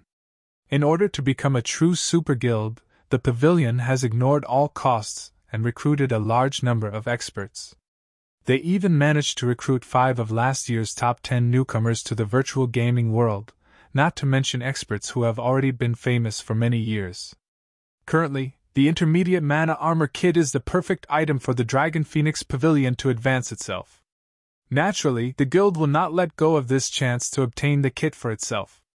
The other guilds should feel the same. However, young Master Foam, you have personally seen the personality of the Candlelight trading firm's manager. Even Miss Yulan was helpless against her. One can just imagine what kind of response these newly arrived guilds will receive. At that time, things will definitely end on a sour note, and the Candlelight trading firm will make enemies of the various guilds. At that time, not only will we have the opportunity to complete the task given by the higher-ups, but we can also take the opportunity to deal with the Candlelight trading firm. When celebratory alcohol finished speaking, realization dawned upon Feng Xianyang. You're right. We'll have a good show to watch this time. Feng Xianyang began laughing madly. On the surface, although this seemed like a grand gathering, in reality, it was a festival of murder.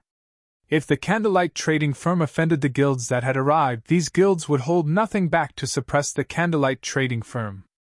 If Underworld added fuel to the fire, who would dare to supply the Candlelight trading firm? Who would dare sell their materials to the Candlelight trading firm? Any guild or workshop that did would lose any hope of succeeding in God's domain. Even if the Candlelight trading firm were only a lifestyle guild and could not be dealt with like a combat guild, it could not survive without materials, forging designs, recipes, and other such items. Sooner or later, the items that were highly sought after now would become obsolete. At that time, the Candlelight trading firm would be finished. Big Sis Melancholic, there are so many guilds in the first floor's hall today that I nearly lost count. There are over 100 guilds who registered to meet with us to discuss business. Among them, there are over a dozen first-rate guilds. It also seems that they have come with bad intentions. What should we do? One of Melancholic Smile's female assistants asked nervously. No ordinary player would ever have dreamed such a scene. Star Moon Kingdom only had several first-rate guilds. Now, not only had every one of these first-rate guilds arrived, but there were even first-rate and second-rate guilds from other kingdoms and empires as well. I understand. Have the NPCs welcome them for now. I'll try to think of a solution in the meantime. Melancholic Smile also struggled with the situation. She had never expected that the intermediate mana armor kits would have such a huge influence. They had attracted a pack of hungry wolves and beasts to their doorstep. If she had known something like this would happen, she never would have suggested that Sherfoam sell the intermediate mana armor kits. Even if they wanted to sell them, they should have only done so after the Candlelight trading firm had secured its position in Star Moon Kingdom. Now, however, they were surrounded by enemies on all sides. Although Melancholic Smile really wished to solve this problem by herself, she could not come up with any ideas.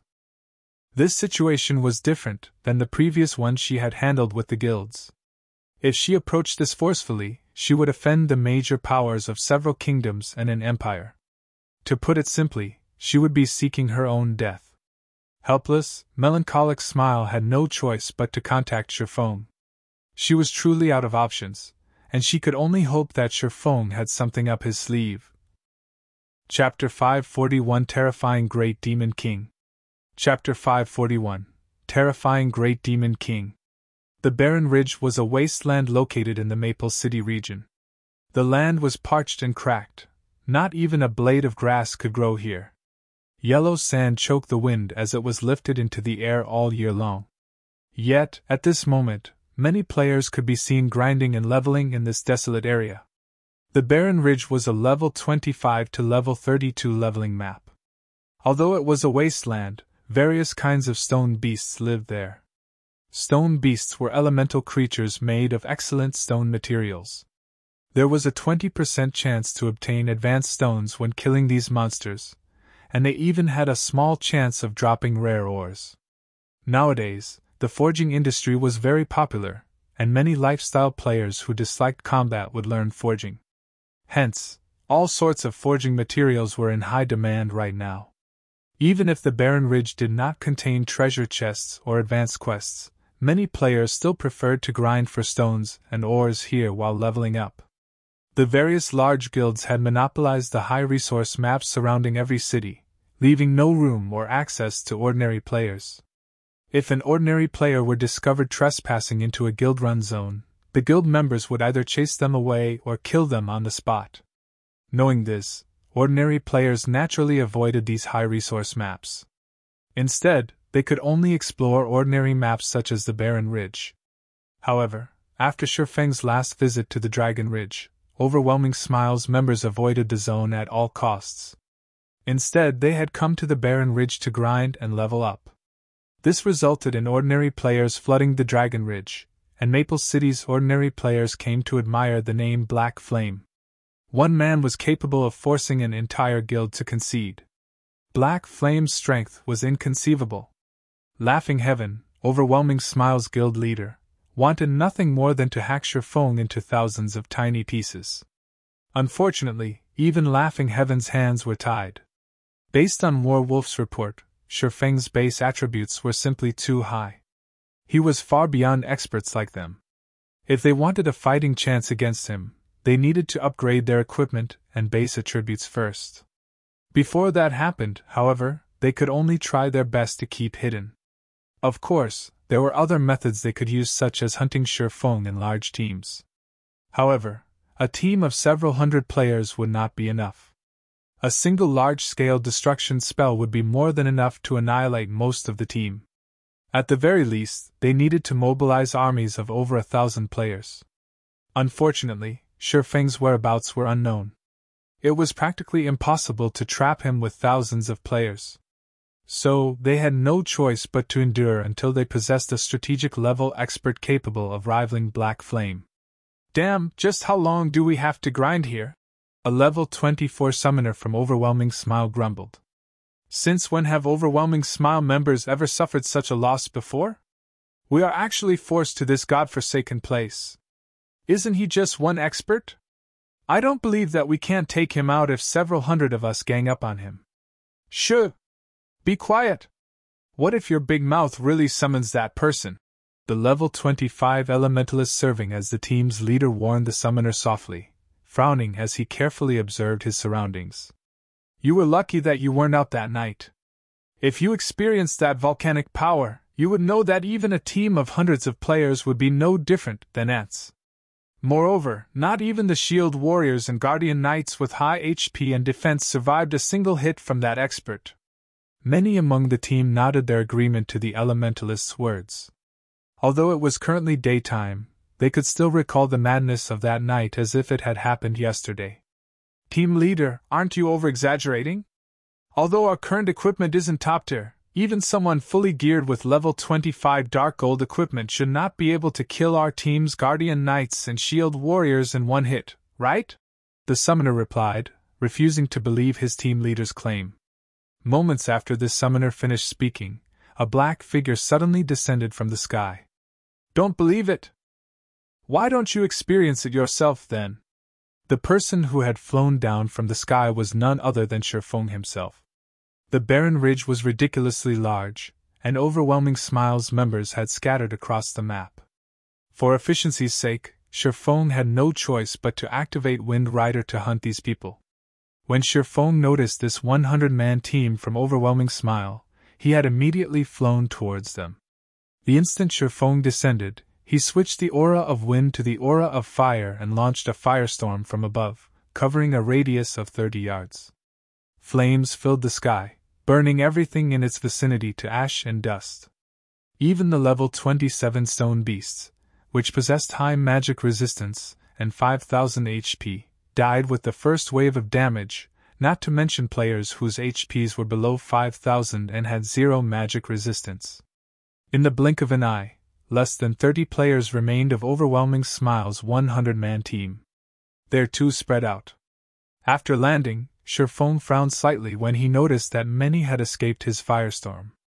However, the massive AoE had dumbfounded Overwhelming Smile's members. Crap! It's the Great Demon King! Split up and run! Contact the guild leader and notify everyone else immediately!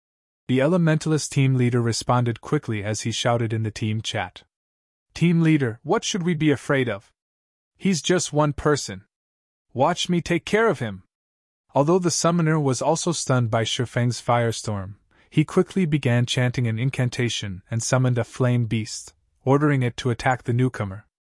The flame beast was a fire-type elemental creature possessing extremely high flame damage. Moreover, it also had a very powerful skill. Self-detonate. When activated, the flame beast would self-destruct and cause 300% damage to all enemies within a radius of 10 yards. It was a considerably powerful AoE skill.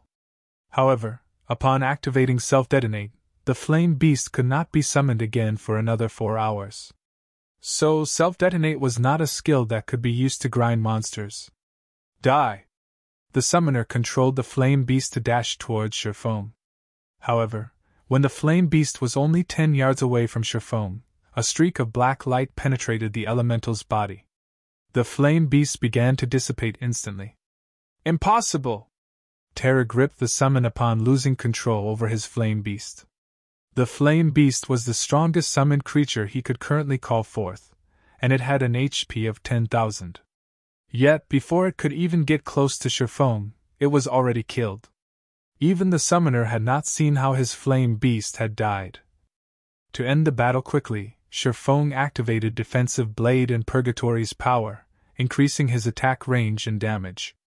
To Sherfone, the flame beast's 10,000 HP and attack range of 10 yards was nothing. By the time the summoner had reacted, he had discovered that he could not move his body. Someone stood right in front of him, and although this person hid his appearance behind a black cloak, his imposing aura and horrifically cold killing intent shattered any thoughts of resistance the summoner had. The summoner was truly and thoroughly terrified. Is this even a human? He finally understood why his team leader had sounded so unsettled. Just mentioning the name, Black Flame, was a huge taboo. In the blink of an eye, Sherfeng's figure disappeared. Am I hallucinating? Before the summoner could say anything, his vision began to gray. Suddenly, his body fell to the ground. When did he even attack me? In a short moment, Overwhelming Smile's 100-man team had been annihilated. I've wasted too much time. They should have already contacted their guildmates by now. It will probably be more difficult to find other members now. Sherfone sighed as he looked at the loot scattered across the ground. He still had a long way to go to collect 5,000 life force points. Just as Sherfone finished gathering the drops and was about to search for the next batch of life force points, he received a call from Melancholic Smile. Chapter 542 Manager. Chapter 542 Manager. White River City, inside the Candlelight Trading Firm's first-floor reception hall. Currently, the upper managers from various guilds occupied the large reception hall. Among the guilds present, the weakest were second-rate guilds, while the strongest guild was close to becoming a super guild. Some of these guilds were allies, while others were enemies. Hence, the reception hall's atmosphere was extraordinarily intense. Even the NPC beauty receiving these people felt uncomfortable. I didn't think Guild Leader Snow would show up as well. It is indeed a rare sight, Galaxy Pass said, laughing as he glanced at Gentle Snow sitting a short distance away. I heard that you have a mountain of work to do back at Ouroboros and that Chao Chenghua is trying to split up the guild. Chao Chenghua has many of his supporters stationed in Starmoon City. Guild Leader Snow, is it really a good idea for you to be here right now? There is no reason for Guild Leader Galaxy to worry. Ouroboros is getting by quite well right now. Otherwise, why would I come here? Gentle Snow did not reveal a trace of weakness as she replied. On the contrary, aren't you, Guild Leader Galaxy, having a bad time right now? I've heard that Star Alliance's branch in the Lion Kingdom has suffered a major loss, losing over 10,000 people in a single guild war. In the end, you even allowed others to profit. First-rate guilds would usually develop themselves in several major regions. Naturally, the Star Alliance was no exception. The Lion Kingdom was west of the Star Moon Kingdom. Though the kingdom only occupied half as much area as the Star Moon Kingdom, the kingdom's player population was still significant. 2 first-rate guilds and multiple second-rate guilds constantly fought over the Lion Kingdom. The Star Alliance was one of the 2 first-rate guilds. However, in order to fight over a treasure, many of the guilds in the Lion Kingdom had gone all out. In the end, the Star Alliance had suffered heavy losses. To make matters worse, the other first-rate guild had snatched the treasure. Despite Gentle Snow striking a sore spot, Galaxy Pass did not grow angry.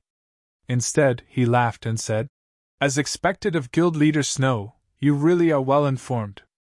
You truly do possess some of your brother's aura from when he controlled Ouroboros. Unfortunately, the Ouroboros of today is not the Ouroboros of the past."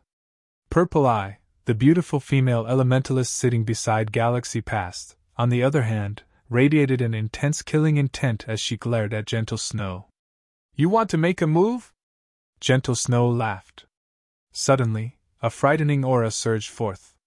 Smiling at Purple Eye, she said, "I heard that the Star Alliance possesses 5 great experts, and they are Galaxy Pass, Red Feather, Flourishing Willow, Flying Jade, and Purple Eye. Among them, Flying Jade is the most mysterious, and Purple Eye is the strongest. I really want to know if this rumor is true. Let's put it to the test, then." Purple Eye provoked, showing no intention of backing off. For a time, it felt as if the temperature in the reception hall had fallen by a few degrees. Ouroboros and the Star Alliance were known enemies. Both guilds had competed against each other for over a dozen years, and at this point, their rivalry would not stop until one of them was wiped out of existence. Hence, the standoff between the 2 guilds did not seem out of place to anyone watching. The many guild representatives promptly moved to the side, hoping to watch the fight between the 2 beauties. Meanwhile, sitting at the forefront of the reception hall, a robust man resembling Zhang Fei suddenly turned to the handsome and dashing youth seated beside him, respectfully saying, "Pavilion Master, this subordinate will go and remind them of where they are lest they ruin Pavilion Master's good mood."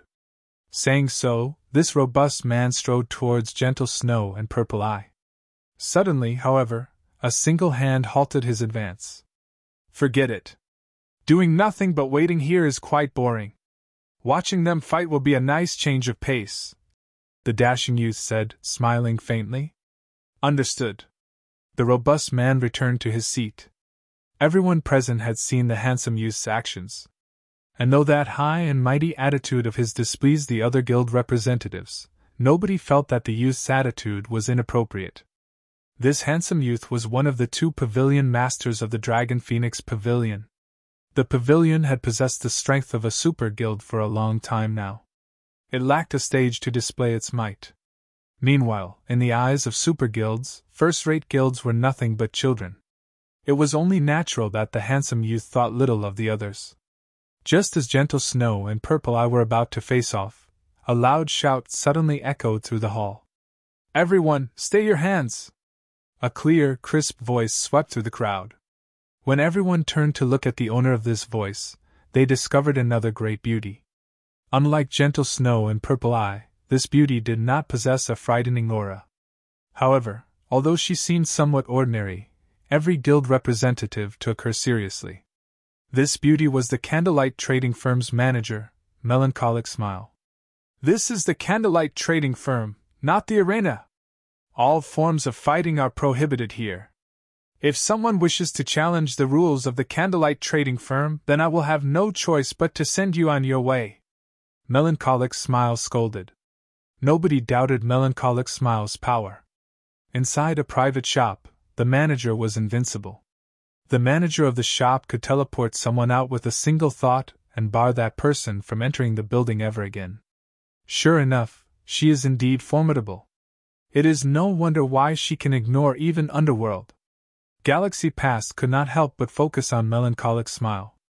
The upper managers of the other guilds were similarly surprised. They had not expected Melancholic Smile to be so fearless. Every player here was an overlord in their own right. their status and identities were extraordinary. It was especially true for the first-rate guilds present. Yet Melancholic Smile had not left any room for argument. Her mighty attitude was exactly as the information they received stated, so much so that she appeared even more overwhelming than before. At Melancholic Smile's appearance, Gentle Snow and Purple Eye glanced at each other before turning away. Everyone had come here today to do business. Nothing good would come from provoking the Candlelight trading firm. Peace returned to the reception hall, and everyone began to observe Melancholic Smile. Although she did not emit any sort of aura, there were not many people who had the courage to reproach two first-rate guilds. After all, the Candlelight trading firm was but a single lifestyle guild. Without any combat power of its own, it would have no choice but to purchase its materials from combat guilds. One could say that the trading firm's survival relied on combat guilds. Moreover, as the game progressed, the trading firm would require more precious materials. At that time, the firm's reliance on combat guilds would grow stronger. Hence, it was not a good idea for the firm to offend powerful combat guilds. At this moment, the Dragon Pavilion Master seated at the forefront of the hall opened his mouth and said, "Miss Melancholic, since you have arrived, shouldn't it be about time to begin our discussion?" Everyone nodded their agreement to the Dragon Pavilion Master's words. They had waited for quite some time now, and they had only waited for so long out of respect for the Candlelight trading firm's prestige. Now that its manager had arrived, it was only natural that they began discussing business. Certainly. However, a manager like myself does not have the power to make the decisions you are all looking for. Melancholic Smile shook her head. What are you trying to say? Various representatives asked, curious. Are you saying that you're not going to do business with us? What a joke! They had come from so far and had spent a significant sum on teleportation fees. Now that they were told that there was nothing to discuss. Was the Candlelight trading firm just toying with them? Suddenly, the temperature in the reception hall dropped sharply. Not a single person present was someone that should be easily offended. Not only were they powerful experts, but the influence they commanded was also frightening. Standing by the side, Melancholic Smile's assistant felt her legs grow weak, her complexion paling. To an ordinary player like herself, this pressure was immense. Fortunately for the female assistant, everyone focused not on her, but on Melancholic Smile instead. However, even Melancholic Smile did not feel too well right now. This was her first time experiencing such an immense pressure, so much so that even her hand trembled slightly. She found it astonishing. This was merely a virtual reality game, yet she could still feel such intensity. She nearly lost her breath. I am only the manager of the Candlelight trading firm. Only my boss can make decisions regarding the business you wish to discuss. If you are really interested in working with us, then you'll be able to meet my boss if you wait for a little while longer. After Melancholic Smile finished speaking, she turned and left the reception hall. For a time, silence overtook the reception hall. Although they had long since guessed that Melancholic Smile was not the Candlelight trading firm's proprietor, hearing her statement had surprised them. Since Melancholic Smile had been able to establish such a powerful trading firm, the force backing her would naturally be extraordinary. Moreover, nobody present had yet to uncover the tiniest bit of information about this hidden backer. One could just imagine this mysterious backer's power. Chapter 543 The Boss Behind the Scenes. Chapter 543 The Boss Behind the Scenes. Just as everyone inside the reception hall pondered the identity of the Candlelight trading firm's true boss, Sherfone finally arrived in White River City. Overwhelming Smile's reaction this time was really fast. I just ambushed one group, and it immediately became difficult to find any players. Sherfone had originally intended to collect more life force points after Melancholic Smile had contacted him. However, he never expected Overwhelming Smile to have such decisive precautions. In the end, he had to give up on his endeavor. It was indeed possible for a single top-tier expert to delay the development of an entire guild. However, it was not possible for a person to single-handedly annihilate a large guild, particularly a cautious guild. Otherwise, many guilds would have long since fallen into ruin. After returning to White River City, Shifeng noticed that both the number and quality of players had increased significantly. I wonder what has happened to Zero Wing's recruitment. Shifeng then called up the guild system. Shifeng had busied himself with the candlelight trading firm. He had paid no attention to Zero Wing. He had left the guild's management to Aqua Rose and Blackie. If the two of them had not encountered any major issues, they normally would not contact him. So, Shifeng was not all that worried that anything had happened to the guild while he had been away. Currently, Zero Wing was White River City's publicly acknowledged #1 guild. It stood at the very forefront in every aspect. Although Zero Wing continued to wage war on Overwhelming Smile, and plenty of battles still occurred between both guilds every day, with the candlelight trading firm's financial support, this kind of expenditure was practically negligible. On the contrary, the ongoing war had stimulated guild members' motivation, allowing them to improve their combat techniques continuously. They had even made a huge profit through killing their enemies, killing 2 birds with 1 stone. Upon opening the guild system panel, Shifeng suddenly noticed that the guild's population had greatly increased. Previously, the member count had balanced around 40,000. Now, however, there were already more than 50,000 players in Zero Wing. Moreover, this number continued to rise. Throughout this time, Zero Wing had never changed its recruitment standards. On the contrary, the minimum requirements had been raised further in order to increase the quality of the new players.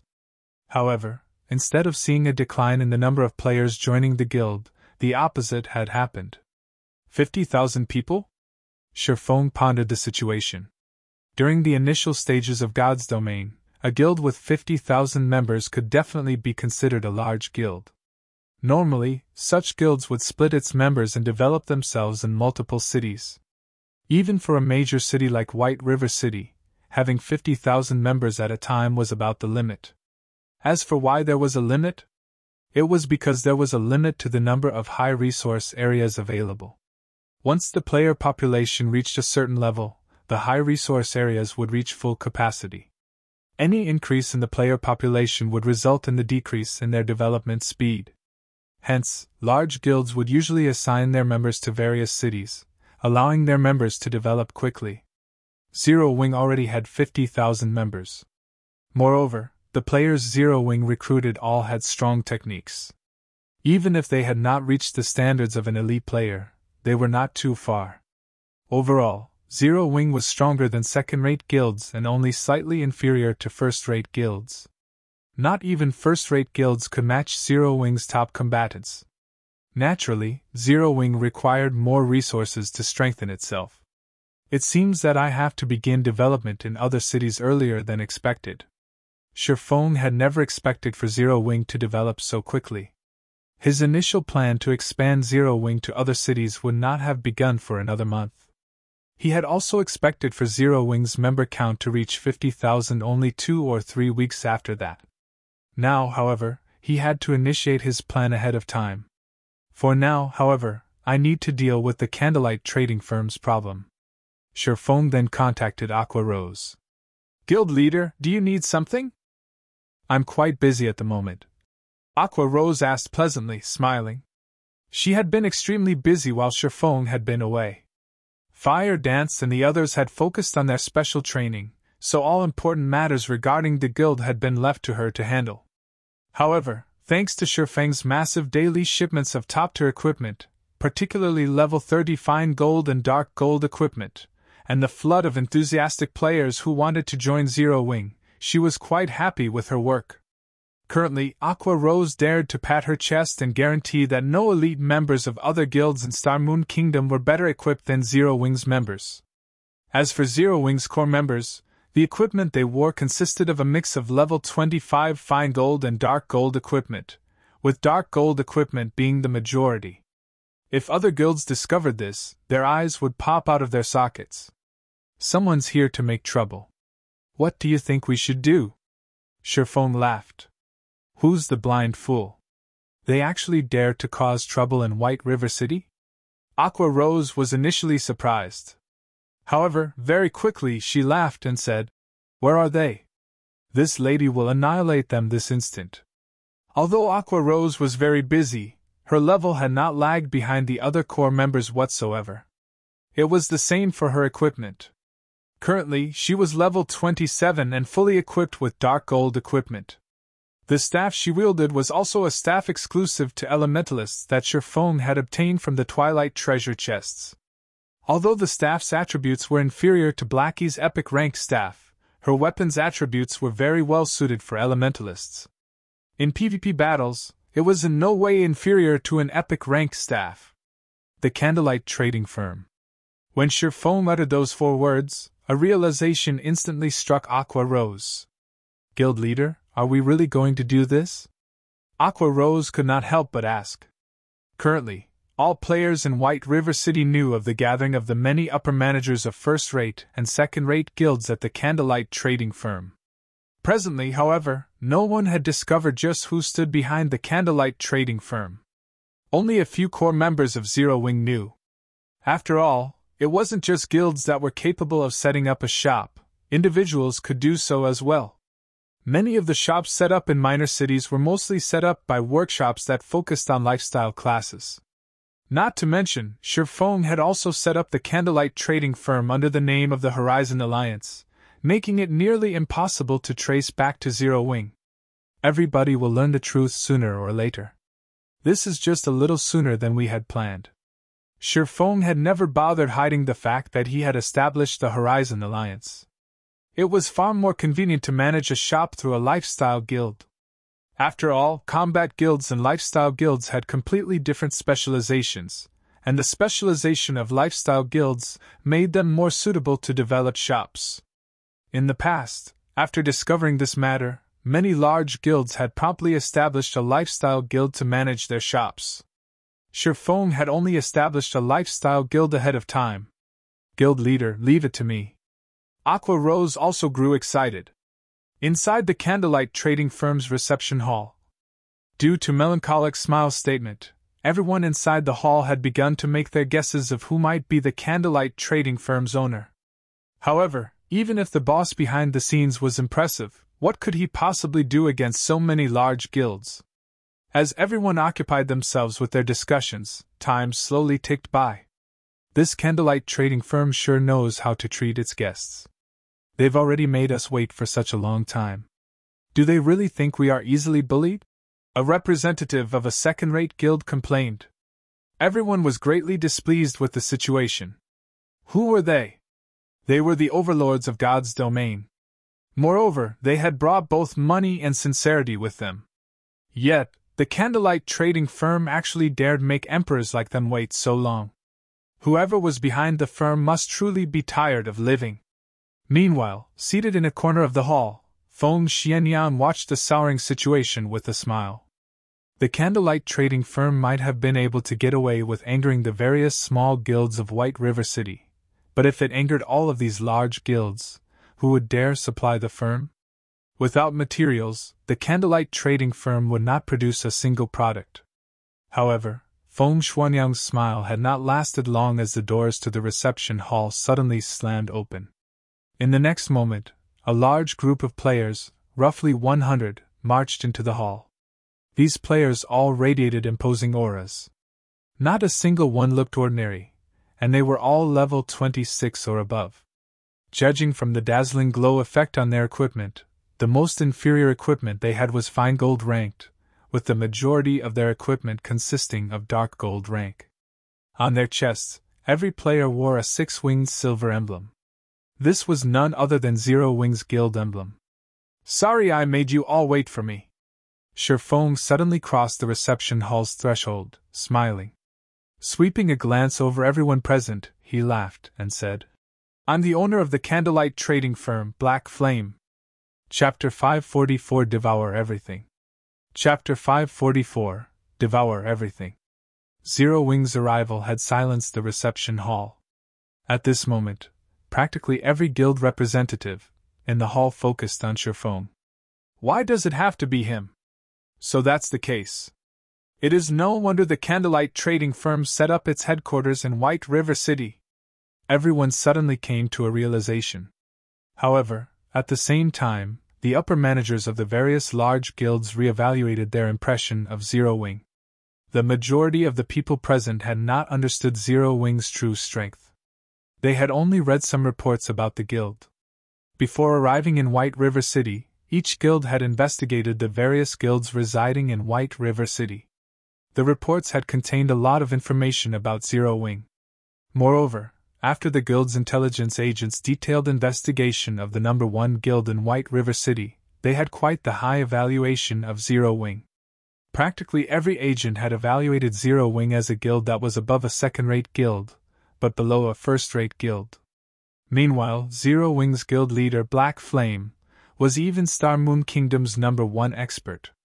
Up till today, Black Flame had yet to suffer a single defeat. Even Overwhelming Smile, the guild secretly supported by Underworld, could only hold the position of number 2 in White River City. When everyone had received these reports, they had simply laughed it off and placed no particular importance on Zero Wing. Now, however, the upper managers of the various large guilds even considered firing those intelligence agents of theirs. Just what had they investigated? How can Zero Wing be so powerful? Galaxy Past's expression became grim when he saw the members of Zero Wing. Guild leader, the woman standing beside Black Flame, isn't she Aqua Rose? An indescribable bitterness welled up in Purple Eye's heart when she saw Aqua Rose. They were old acquaintances. In the past, Aqua Rose had once invited her to join Twilight Echo. However, she had rejected the offer. She had been greatly shocked to find out that Aqua Rose had left Twilight Echo. Twilight Echo was an even stronger guild than the Star Alliance. However, Aqua Rose had left it without hesitation. Moreover, she had even joined a newly established and unknown guild after the fact. When Purple Eye had received this news, she even thought she had heard wrong. She had also felt it was somewhat unfortunate. A capable gamer such as Aqua Rose had taken such a foolish route. Now, however, it would seem that Aqua Rose's decision had not been the wrong one at all. A guild with a single expert was not particularly frightening. However, it was a different story if said guild possessed a large group of experts. Moreover, looking at the nearly 100 people who had entered the hall, each one of them wore equipment that could rival the best equipment the Star Alliance had to offer, so much so that the best geared members of the Star Alliance were even inferior to some of Zero Wing's core members. Furthermore, the Star Alliance could only scrape together, at most, enough equipment to gear a team of 20 players. It was absolutely impossible for them to equip a 100-man team. One could just imagine how powerful Zero Wing's background was. Moreover, Aqua Rose's current equipment actually consisted of only dark gold equipment. As for the dark red staff in her hand, Purple Eye could not even begin to imagine its rank. However, judging from the amount of pressure it emitted, it was most likely above dark gold rank.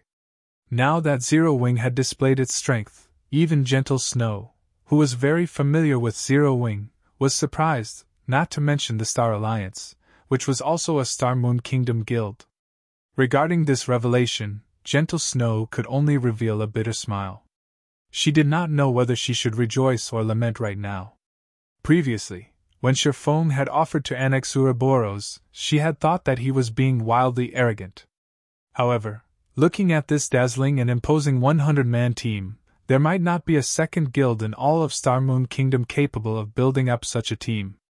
With the 2 first-rate guilds of Star Moon Kingdom reacting in such a way, there was no need to mention the guilds that had come from a foreign country. Pavilion Master, this Zero Wing seems quite amazing. It has actually obtained so much dark gold equipment. Every one of these players also seem extraordinary, with a few even radiating dangerous auras.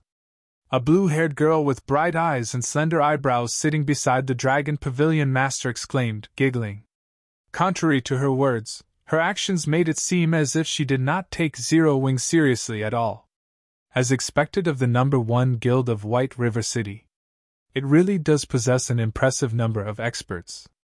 The equipment it possesses is even more surprising. Only it is a pity that such good equipment is actually being wasted on these people. The handsome youth stated, his gaze revealing a hint of greed.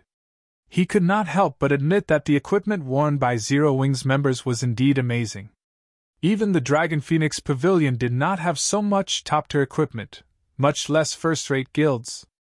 If he could snatch all of it away, at that time, the Dragon Phoenix Pavilion would definitely become a bona fide super guild. It might even become even more powerful than a few current super guilds.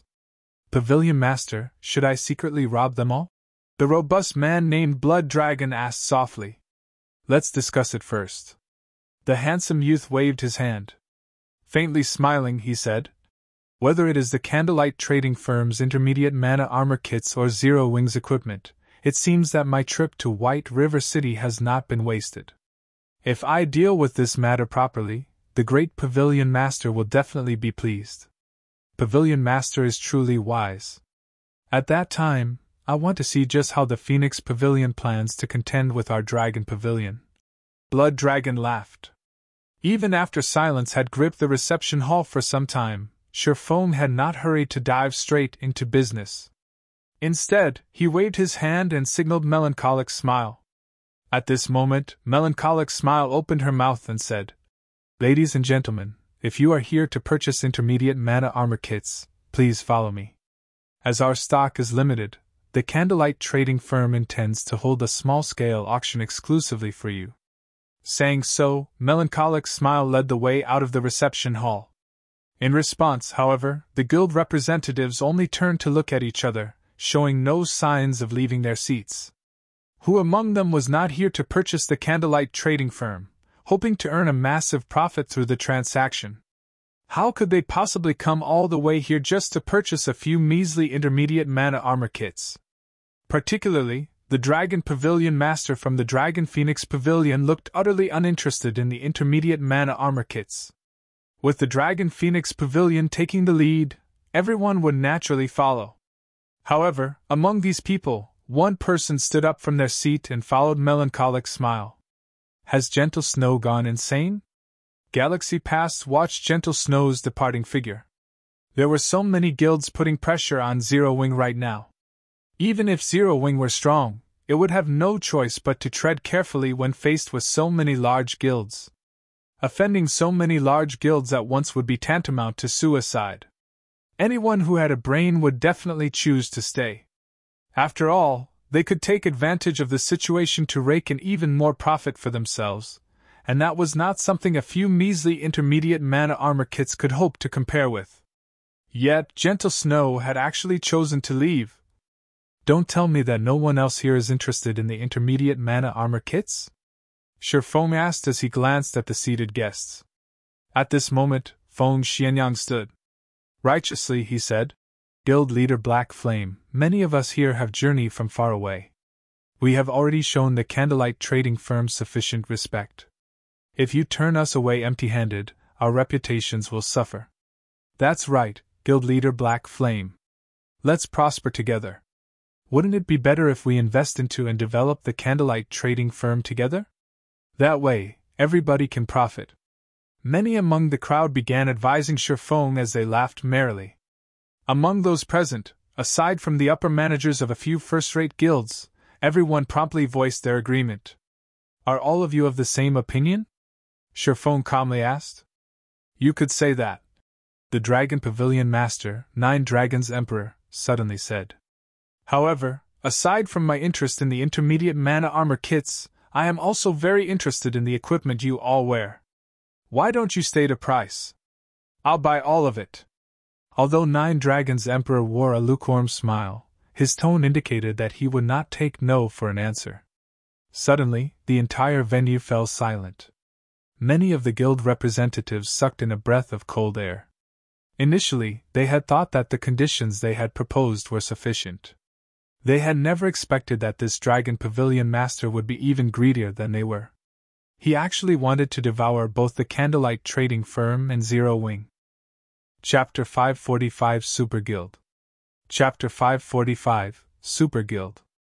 Although Nine Dragons Emperor's words were quite arrogant, all of the various guild representatives present knew that this handsome youth before them had certainly earned his arrogance. The fact that the Dragon Phoenix Pavilion was hailed as a super first-rate guild, which was the closest existence to a super guild, was not without reason. Great strength had built that reputation. In today's era, virtual reality had long since integrated into everyone's life. Practically everyone would come into contact with virtual reality games in some form. Meanwhile, there were countless virtual gaming guilds. Any guild that the public officially recognized became a third-rate guild. Even though third-rate guilds were nowhere near the top of the gaming industry, they still stood out among the countless guilds in the virtual gaming world. Not only did a third-rate guild possess a certain degree of financial support, but it also possessed a large number of members. Normally, third-rate guilds had also earned some form of achievement in some virtual reality games. Standing above third-rate guilds were second-rate guilds. Not only did second-rate guilds possess abundant capital, but they also possessed quite a number of experts. These experts were normally those who held some fame in the virtual gaming world.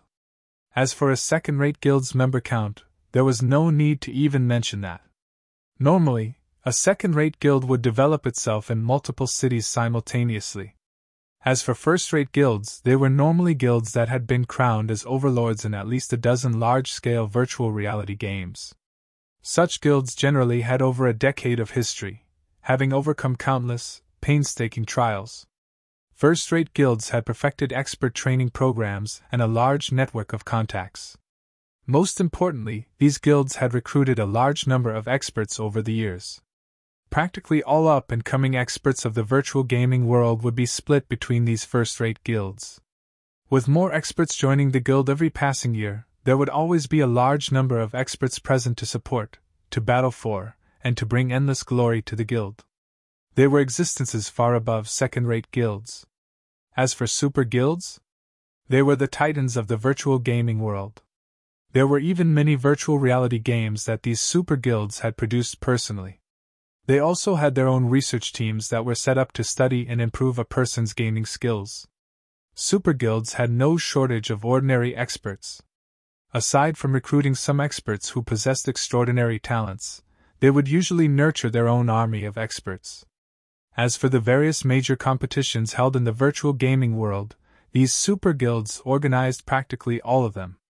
Meanwhile, the majority of the top-tier experts that had emerged from these competitions every year were usually experts that these super guilds had nurtured. Take Purple Eye and Aqua Rose for example. Both had been nurtured by the same super guild. After undergoing the sharpening of various major competitions and emerging victorious, both had become Rookies of the Year. They had then separated from the super guild they had belonged to develop themselves separately. In fact, this wasn't just limited to the two of them. Many well-known experts in the virtual gaming world had originated from super guilds. This was the amazing part about super guilds. With this aspect alone, super guilds were already leaps and bounds above first-rate guilds. Take the financial prowess backing super guilds for example.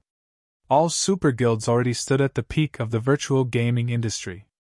In a society where virtual reality was so well developed, the economic value of the virtual industry constantly rose. Whether it regarded financial prowess or influence, super guilds were not one bit inferior to international corporations. There were some super guilds that were even stronger. Although the Dragon Phoenix Pavilion was not a super guild, in reality, it was not far from becoming one. Only, the pavilion was somewhat young. However, that was only true when compared to actual super guilds. When compared to other first-rate guilds, the pavilion's history was a lot longer than many first-rate guilds in the virtual gaming world. This should be fun, Galaxy Pass said as he looked at Shifeng standing near the door, a meaningful grin appearing on his face. Guild leader, you still have the heart to make jokes? If the Dragon Phoenix Pavilion really buys out the Candlelight trading firm, wouldn't we have come here for nothing? Purple Eye asked as she frowned at Galaxy Pass. She had come from a super guild, so she knew full well just how powerful a super guild's background could be. Although Black Flame was very strong, his strength only mattered in Star Moon Kingdom. If he were in a super guild, he would be considered average. As for the other experts of Zero Wing, a super guild had armies of such individuals.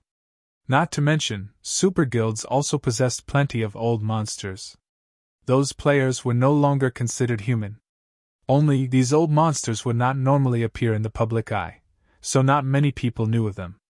A single flick from a super guild could easily annihilate Zero Wing. If it came down to a fight, Zero Wing wouldn't even be powerful enough to resist. In reality, even an amazing first-rate guild would stand no chance against a super guild, much less Zero Wing. At most, it could only provide a momentary struggle. This was also one of the reasons why there was only a small number of super guilds, despite there being a large number of first-rate guilds in the virtual gaming world. The only reason why super guilds did not go out of their way to compete with first-rate guilds, only contending with opponents of the same level, was because they did not like bullying the weak.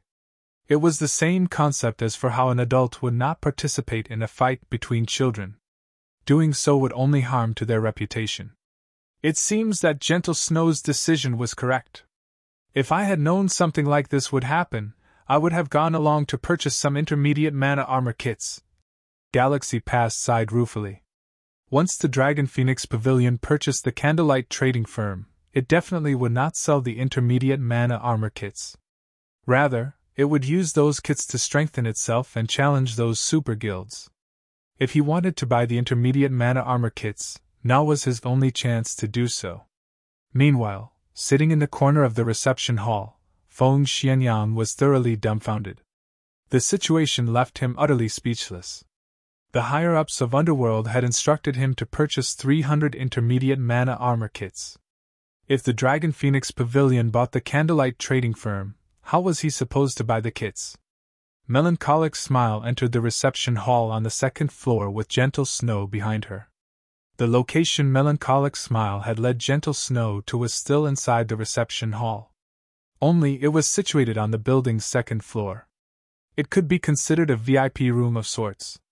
And while the occupants of the first floor could not see the occupants on the second floor, the reverse did not hold true.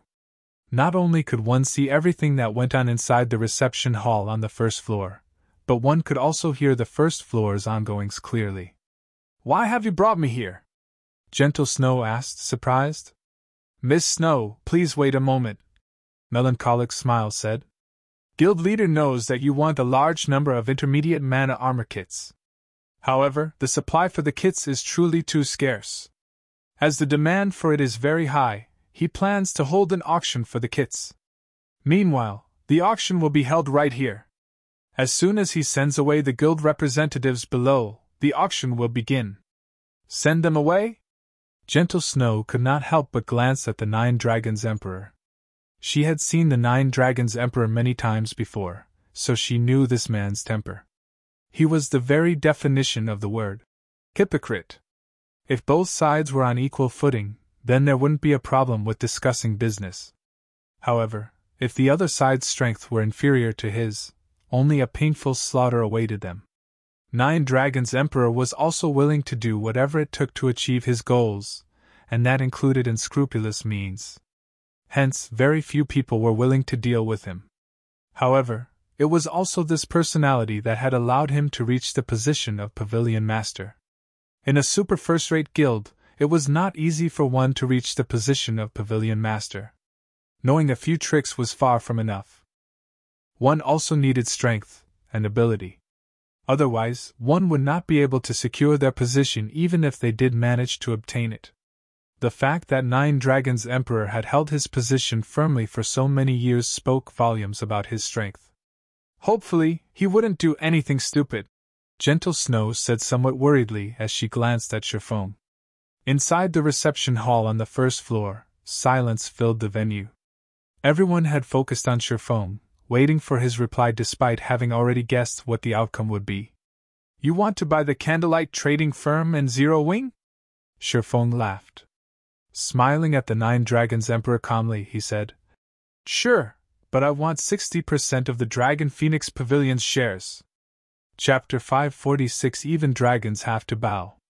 Chapter 546 Even Dragons Have to Bow. Immediately after Chiffon finished speaking, silence overtook the venue. Every guild representative in the hall was stupefied. Black Flame has gone insane. They all stared at Chiffon with dropped jaws. Who was the Nine Dragons Emperor? He was the Pavilion Master of the Heavenly Dragon Pavilion. He stood at the very top of the Dragon Phoenix Pavilion. With a single word, he could easily bring an end to the existence of any second-rate guild in the virtual gaming world. Moreover, the Nine Dragons Emperor was famed for being vicious and merciless. There was once a vice leader of an ordinary first-rate guild who had competed against the Nine Dragons Emperor in an auction for an item. Enraged, Nine Dragons had sent a notice to the first-rate guild and demanded that the vice leader in question grovel and apologize to him, as well as return the item in question. Otherwise, he would take action against this first-rate guild. How could an ordinary first-rate guild possibly hope to contend with the Dragon Phoenix Pavilion? Furthermore, the first-rate guild in question had many competitors. Nine Dragons had only needed to give the word, and many other first-rate guilds would have joined hands to take out the offending guild. Having no other option, the first-rate guild sent for the vice leader in question to apologize and offer the item. In the end, however, the Dragon Phoenix Pavilion still annihilated the first-rate guild, forcing the guild to migrate to a different virtual reality game. Currently, although Shifeng had not outright stated that he refused to sell, the price he demanded was the same as slapping the Nine Dragons Emperor in the face. Although Nine Dragons was one of the two pavilion masters of the Dragon Phoenix Pavilion, he only possessed less than 10%. The majority of the pavilion's shares remained in the Great Pavilion Master's hands. Shifeng's demand of 60% of the pavilion's shares was no different than demanding ownership of the Dragon Phoenix Pavilion and a position above even his, the Nine Dragons Emperor's. This black flame is exactly as the rumors made him out to be. He is simply fearless. Galaxy Past could not help but voice his admiration. Throughout God's domain, other than those super guilds and a few guilds with extremely powerful corporations backing them, there were no guilds that dared provoke the Dragon Phoenix Pavilion. Even the upper echelons of super guilds would consider their options carefully before humiliating this pavilion master. Although a virtual reality game was only a game, where there were people, there was bound to be conflict. The Nine Dragons Emperor was the face of the Dragon Phoenix Pavilion. Even if Shifeng refused to give in to Nine Dragons' coercion, he should have handled the situation with a more delicate hand. Yet Shifeng had thrown all pretenses out the window and made a mockery of the Nine Dragons Emperor. Even if it were just for his reputation's sake, the Dragon Phoenix Pavilion would now go all out to destroy him. Hence, Galaxy Past truly admired Shifeng's courage. He should have shown some restraint and refrained from such an impulsive comeback. If he could have endured the humiliation he has suffered today in order to retaliate another day, he would have gained more of my respect. However, with him acting like a boorish fellow, Zero Wing is truly finished this time. Purple Eye said as she glanced at Shifeng. She then turned to look at Aqua Rose, silently lamenting as she said, "It seems that Aqua Rose has still made the wrong decision. In the end, a small guild will only ever be a small guild. Though it might triumph temporarily, it could not make it last." Meanwhile, in the second-floor reception room, "Your guild leader has gone insane. That's the Dragon Phoenix Pavilion. Moreover, that's the Nine Dragons Emperor he is provoking. Just what is going through your guild leader's head? Even if Nine Dragons doesn't take offense, if word spreads, the Dragon Phoenix Pavilion will definitely try to annihilate Zero Wing with everything it has to restore its reputation." Gentle Snow exclaimed as she stared at Melancholic Smile. Based on what she understood of Shifeng, the man was not ignorant. On the contrary, he was quite shrewd with great foresight. Yet, now, he had actually offended the Dragon Phoenix Pavilion. She had no idea why Shifeng had done such a thing. Even I don't know what he is trying to do. Melancholic Smile shook her head. She then said, "However, after hearing the guild leader's words, I can't help but feel proud. Why are they allowed to bully us, while we are not allowed to resist?" Gentle Snow failed to think of a response. Although he was not in the wrong, there was a price to pay for those words. Similarly, the precondition for resisting was to have sufficient strength. Although Zero Wing was relatively powerful, it was still far from a titanic existence like the Dragon Phoenix Pavilion.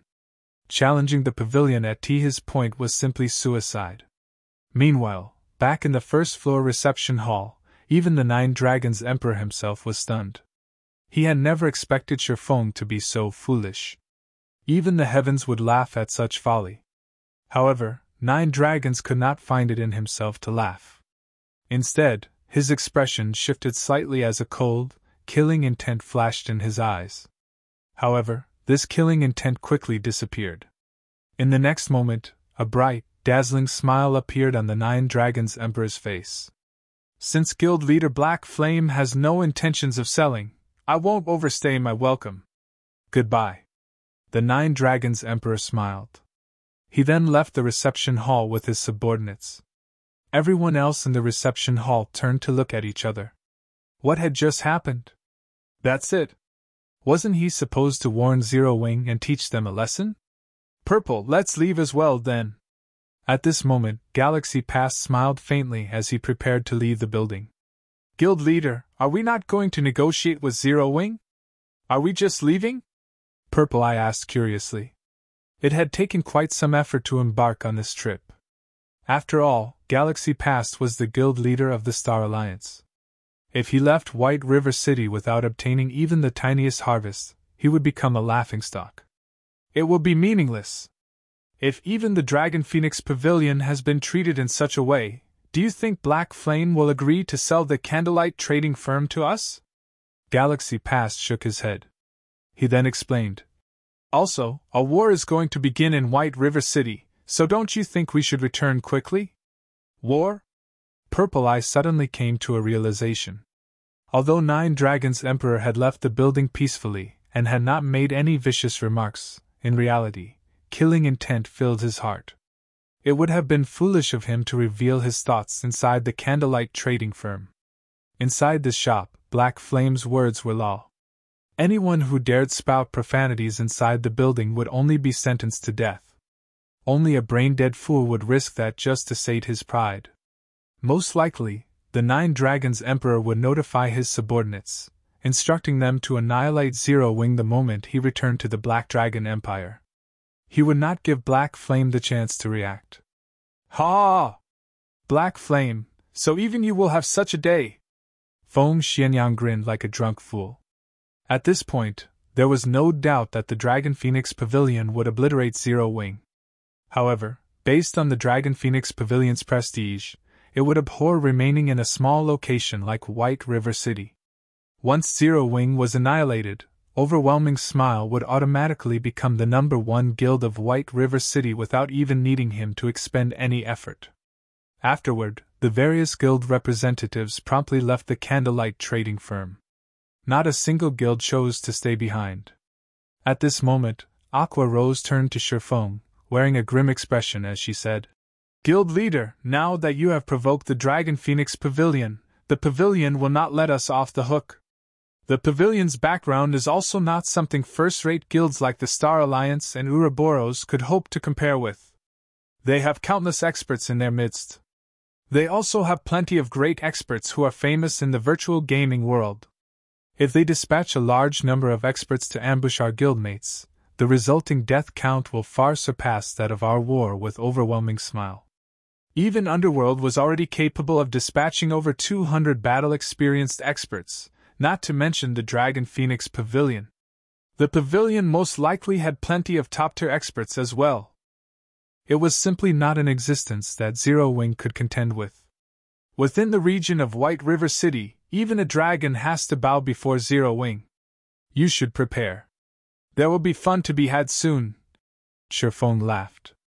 He then left the first-floor reception hall and headed to the VIP room on the second floor. Naturally, Shifeng had his own reasons for slapping the Dragon Phoenix Pavilion's face. The first reason, it had felt awesome. He was an expert who had set foot into the flowing water realm. He was even geared with a complete Tier 1 set equipment and fragmented legendary and epic ranked rings. He even wielded a magic weapon. So, how could he possibly concede to a pavilion master of a super first-rate guild? In the past, even a real super guild had to cower in fear when facing the Midnight Tea Party, a 20-man independent team. Currently, he was in possession of weapons and equipment that were far superior to anyone else's. He also had several large-scale destruction spells. Not to mention, White River City was his home ground.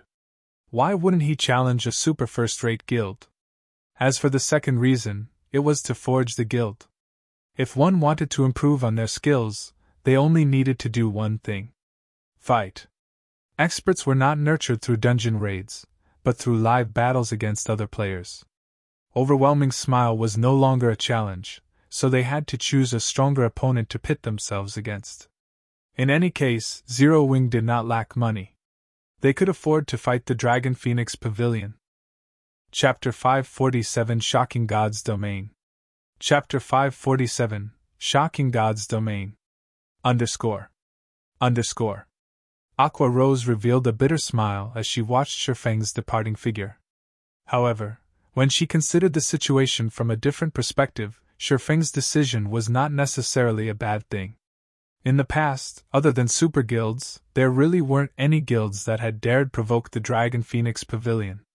Now that Zero Wing had made a fuss, even if they were defeated, it would be a glorious defeat. Moreover, suffering defeat in God's domain did not equal annihilation. God's domain was not as simple as other virtual reality games. Thoroughly annihilating a guild was easier said than done. It was similar to Zero Wing's efforts to chase Overwhelming Smile out of White River City. Despite having massacred Overwhelming Smile's members, not only did the guild still reside in White River City, but it was also getting by quite well. Only, the guild was forced to maintain a low profile, and its development had slowed significantly. Although the Dragon Phoenix Pavilion had a lot of experts, and its financial prowess was enormous, it would not be able to extinguish Zero Wing in White River City easily. Not to mention, Zero Wing also had the Candlelight trading firm supplying it with coins. Alright, let's head back and prepare. White River City won't be so peaceful from now on.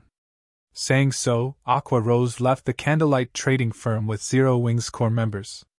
Meanwhile, inside the VIP room on the second floor, Shifeng had already begun to discuss business with Gentle Snow. Guild leader Black Flame, this move of yours is truly incomprehensible, Gentle Snow said, confusion plastered on her snow-white face. She could not help but ask. Guild leader Black Flame, you should know that there are a total of 7 first-rate guilds competing over the Black Dragon Empire. Although 2 of them are not based in the Empire, they have invested a significant sum into the branch's development.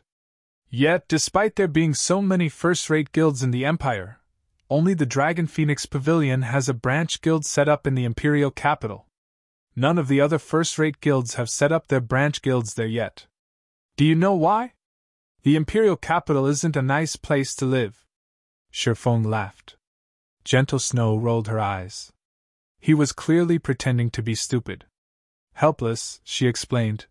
That is because the branch leader there is Blood Dragon, one of 9 Dragon's Emperor's most formidable generals. Blood Dragon is a violent man, and he loves battles more than anything. He also has a group of experts under him called the Blood Legion. If any guilds refuse to submit to the Dragon Phoenix Pavilion and dare to reside in the Imperial capital, then this Blood Legion will come forward.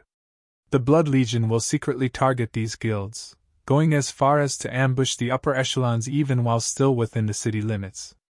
None of these first-rate guilds wish to drop all pretense of cordiality with the Dragon Phoenix Pavilion and allow others to take advantage of the situation. Hence, they had no better option but to withdraw from the Imperial capital and develop in other cities.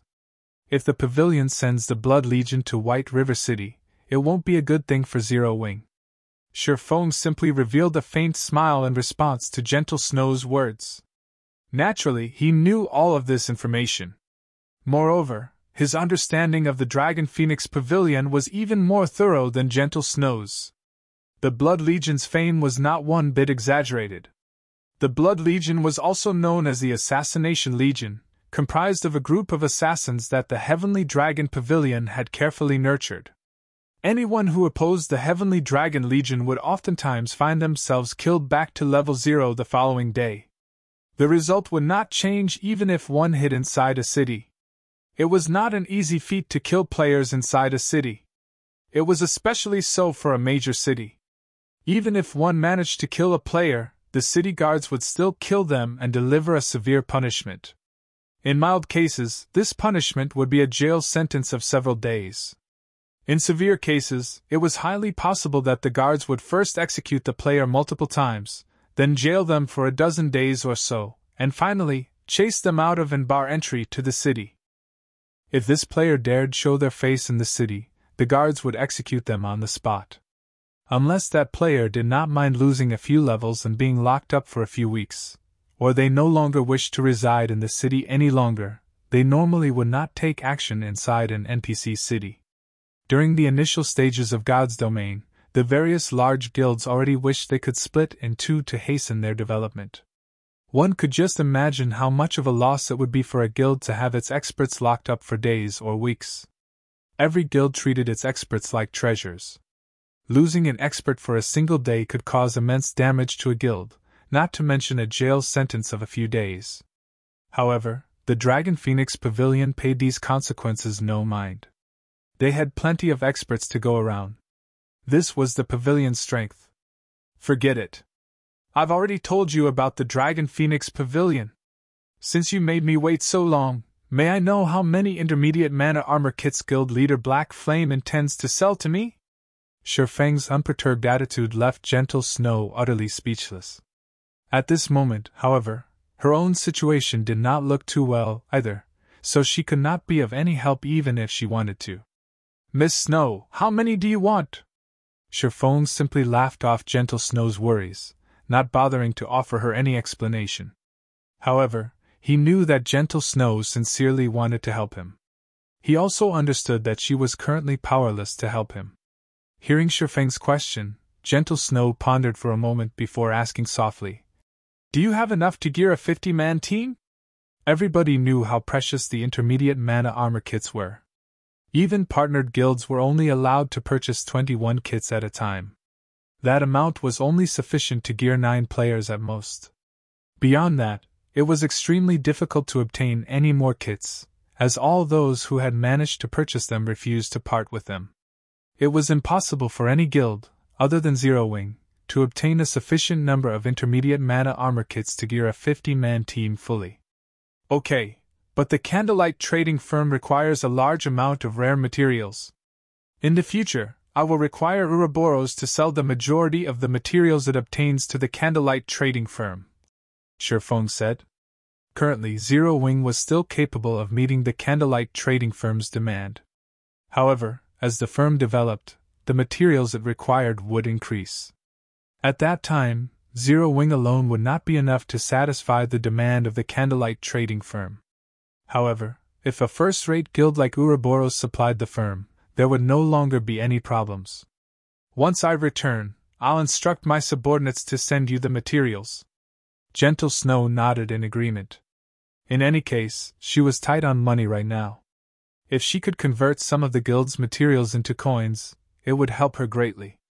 After Shifeng and Gentle Snow concluded their trade, the matter of Zero Wing's guild leader, Black Flame, provoking the Dragon Phoenix Pavilion had already spread throughout God's domain.